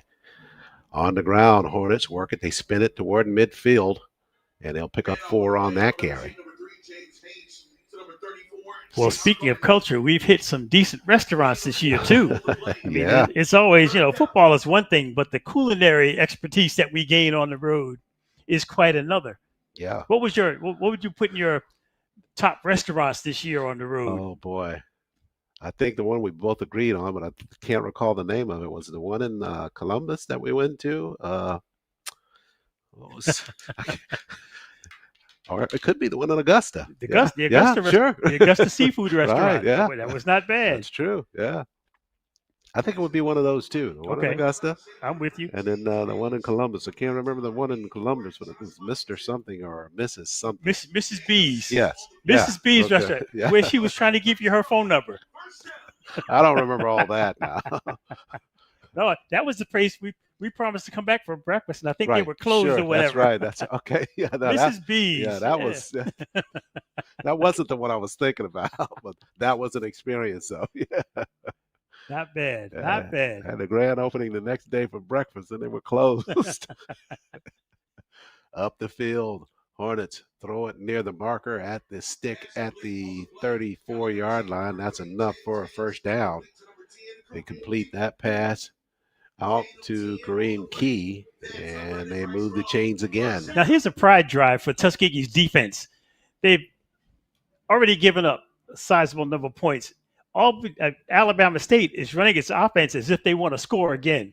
So now the challenge for Tuskegee, a small victory would be stopping Alabama State from scoring inside of 5 minutes. On that stop for Tuskegee, a name we have not called all afternoon long, and that's Devon Irving, the senior from Atlanta. That's his first tackle, I believe, we registered in this ball game. Flags at the line of scrimmage. But you talk about this being a challenge for that Tuskegee defense. It's probably more of a challenge for them to rise to this occasion, because it looks like there are a few reserve players out there for that Tuskegee defense as well. Right. Yeah, you get players that really want to shine at any time they get into a football game. But when you come in there off the bench and you have not had very many reps throughout the course of the season, it makes it difficult when you're up against a team like the Hornets from a different division. No question. So as it stands, second down and long for Alabama State. Tuskegee's defense in a classic 4-3 alignment. Hayes will take a snap. He'll roll right side, shoots it toward the sideline. Bullet pass by him. One TU defender trying to reach back to block it, but the pass was thrown right there in the pocket. He couldn't block it and got it right to the receiver. The player you're calling is Jabron Claude, defensive back, another new name, was reaching back for that pass thrown on a line, just barely grazed it, but wasn't able to make a play on the football. Hayes, ball fake, looking, shoots it out, top of the screen, near the sticks in front of the Tuskegee bench. Catch was made near the 14-yard line. I think that's about a yard shy of the first down marker. They're actually going to put it back at the 16, so it's 2 yards shy. Clock continues to run. We're inside of 5 minutes. Hayes with the hurry-up offense for the Hornets, trying to keep that defense on its heels. They go on the inside, this time spinning with the football. Vickerson to the 10. Now, on the other hand, this is an opportunity for Alabama State's third string to get some playing time, and they have the pride factor working because they want to put points on the scoreboard. 4 minutes, 14 seconds left. Timeout on the field. And it looks like this will be a red hat timeout for SWAC TV, who is here with the TV coverage this afternoon. That gives us a chance to take another break here on GTSN and the SIAC Network.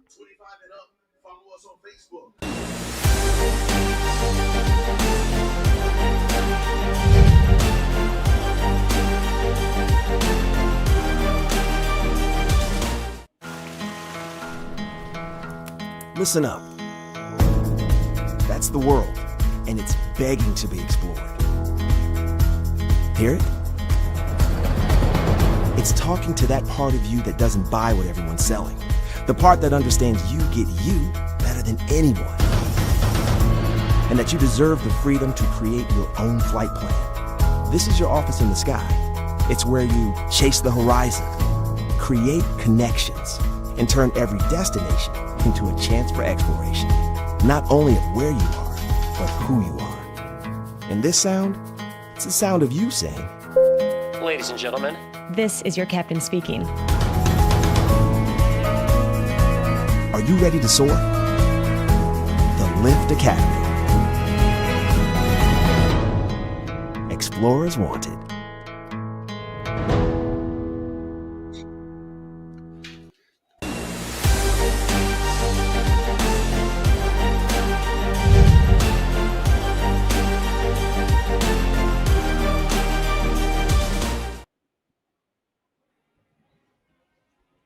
Back live here at ASU Stadium on the campus of Alabama State University. 52-21, Alabama State leads the Golden Tigers of Tuskegee.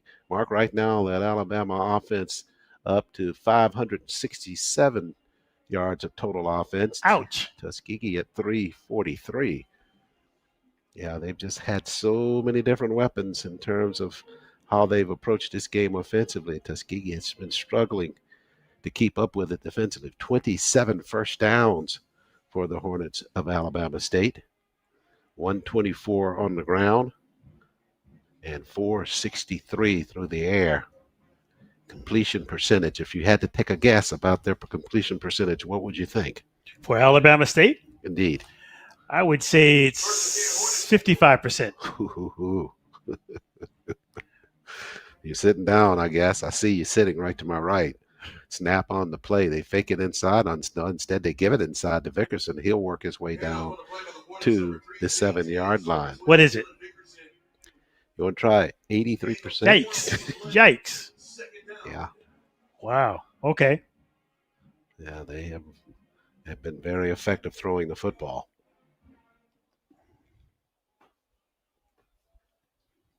So effective, they just kicked me off the line with the live stats. So we don't go that high. So inside the red zone now, the Hornets, they'll go Vickerson again, left side. He's at the 2-yard line on the carry. And that'll bring up a 4th down now for the Hornets. I beg your pardon, it's 3rd down. Players shuttling in and out for Tuskegee on defense, trying to get some fresh bodies up front.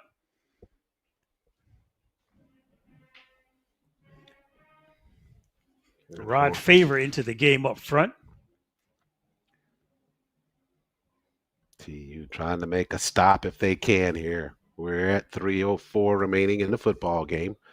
On the ground. Same. They go to Vickers again, trying to work it inside. Then Vickerson down to the 1-yard line. Now that'll bring up 4th and goal to go from the 1. Now they could pick up the first depending upon the spot without getting into the end zone. It's really close. I'm looking at the chain gang on the far side of the field. They're spotting it about, appears to be less than a foot short of a first down. But if it's short, it's not by much. Yeah, that's exactly what it looks like. Sure don't want them to get an assessment for the band continuing to play. Hayes lines up in the pistol.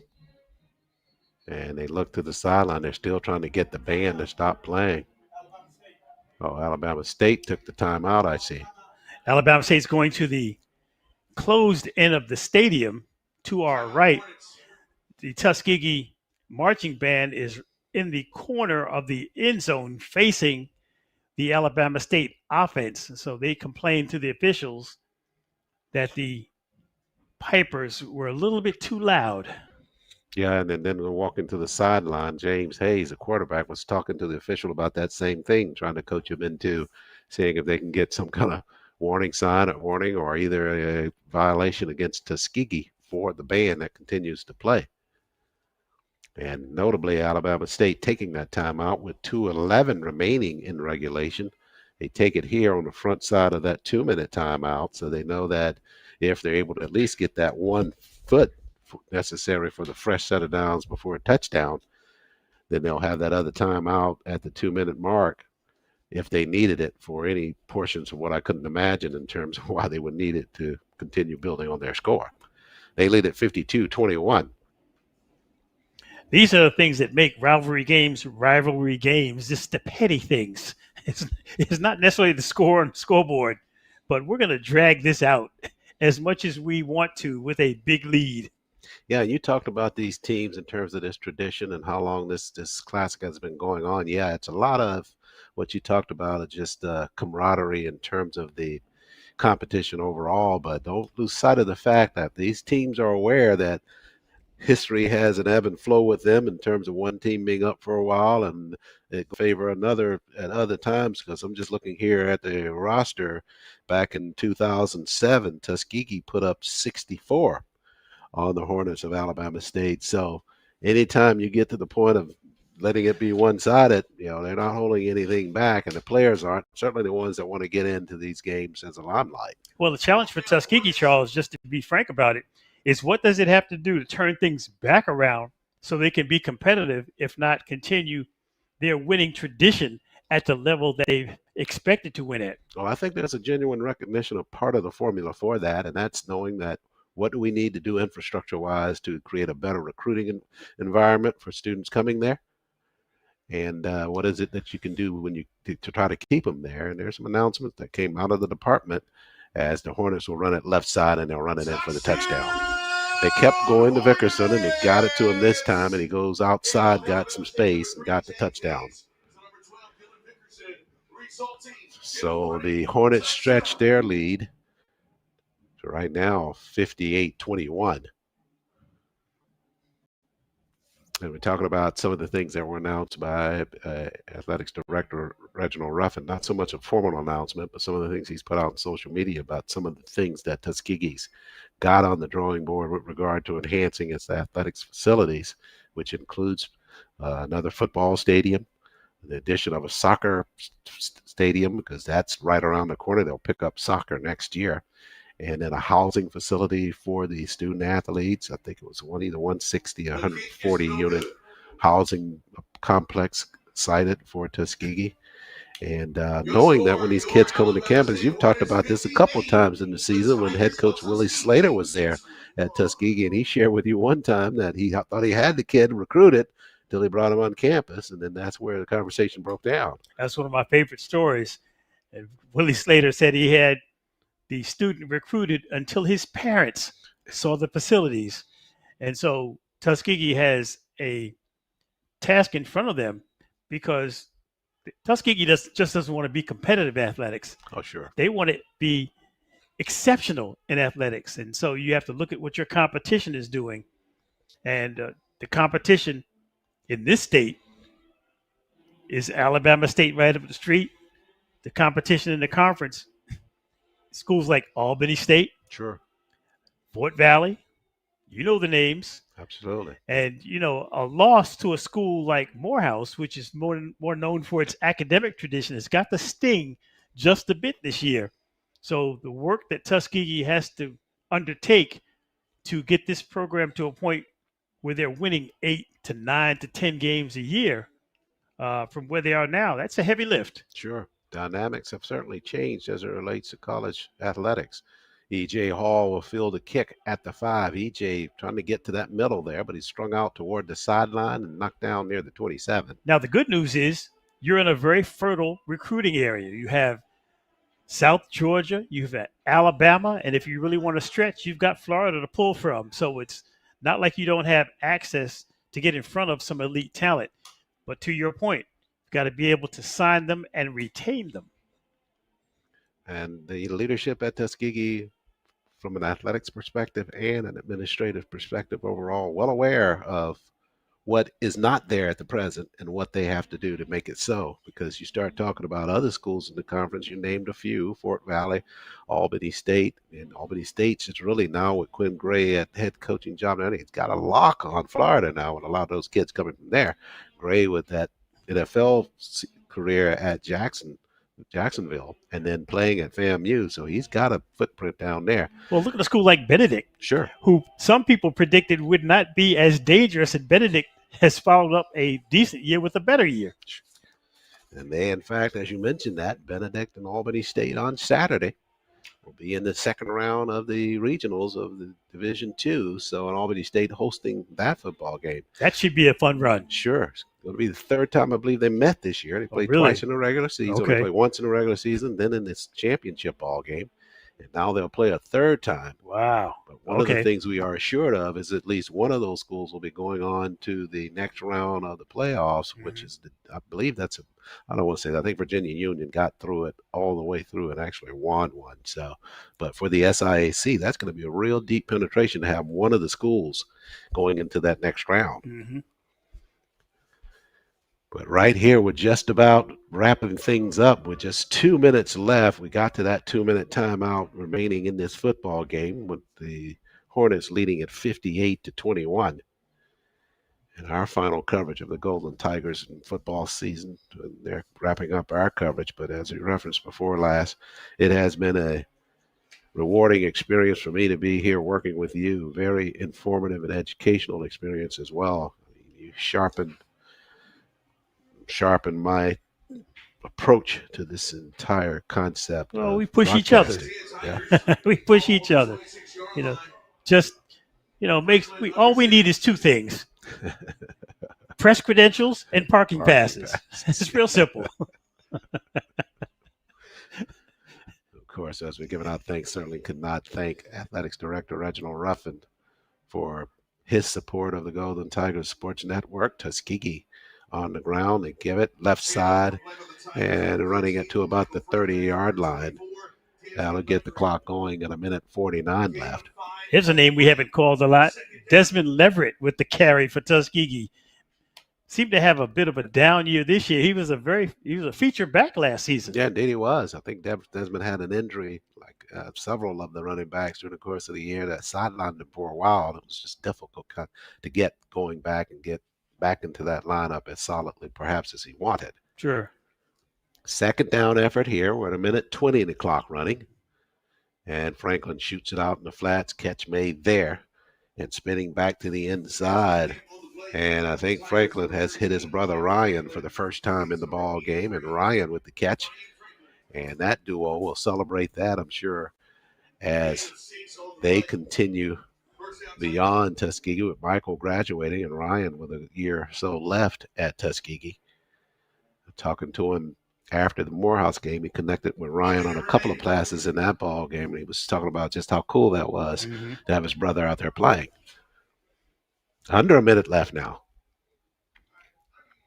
So Franklin rewarded for his work in the Miles game, got the start contest, really started out extremely well.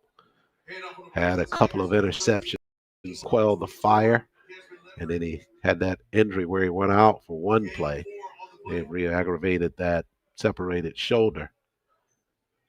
And he'll finish up for Tuskegee and finish out his playing career for the Golden Tigers in this football game.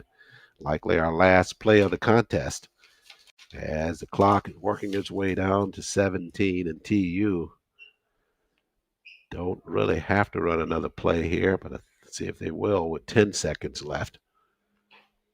Franklin will take a final snap and throw it upfield, threw it high and incomplete, trying to get it to Ryan again. So that'll bring it to a close here. The Hornets of Alabama State win it 58-21 over the Golden Tigers of Tuskegee in the Turkey Day Classic number 101 here at ASU Stadium. Tuskegee came in, had a game plan early, just could not sustain it. You talked about it in the pregame show. They started out early. The question you had, can they sustain it? What's the difference? It's not the first quarter. It's the third and fourth quarter. And Tuskegee really made an admirable effort to start this game, take a lead against Alabama State, but the quality depth of Alabama State prevailed, especially in the third quarter. And this game was just a cakewalk in the fourth. So Tuskegee now has some decisions to make moving forward, and they'll assess this season and hopefully make whatever adjustments they have to make to get back on the good foot. They close the season. They'll finish with 4-7 overall and remain at 3-5 in the SIAC. Alabama State will go to 10-2 overall, and did not affect their SWAC finish of 7-1.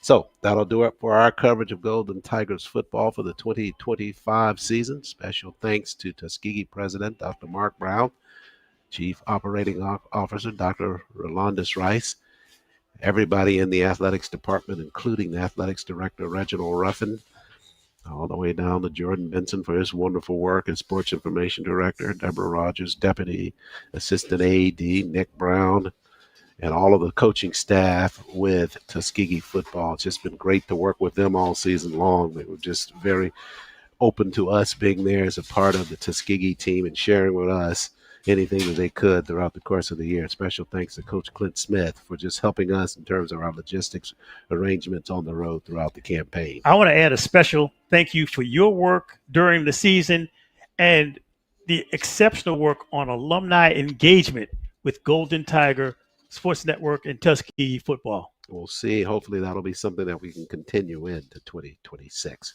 Final score once again here from the ASU Stadium is the Hornets of Alabama State winning at 58-21 over the Golden Tigers of Tuskegee. And special thanks to our audience who has been with us all season long, either listening when we had limited television this year, and mostly just been almost exclusively audio for the football season. Thank you so much for the comments that you're making and continuing to encourage us to stay and be a part of athletics at Tuskegee and to be a mouthpiece for the program. Again, 58-21 Hornets win it. This has been a production of the Golden Tigers Sports Network.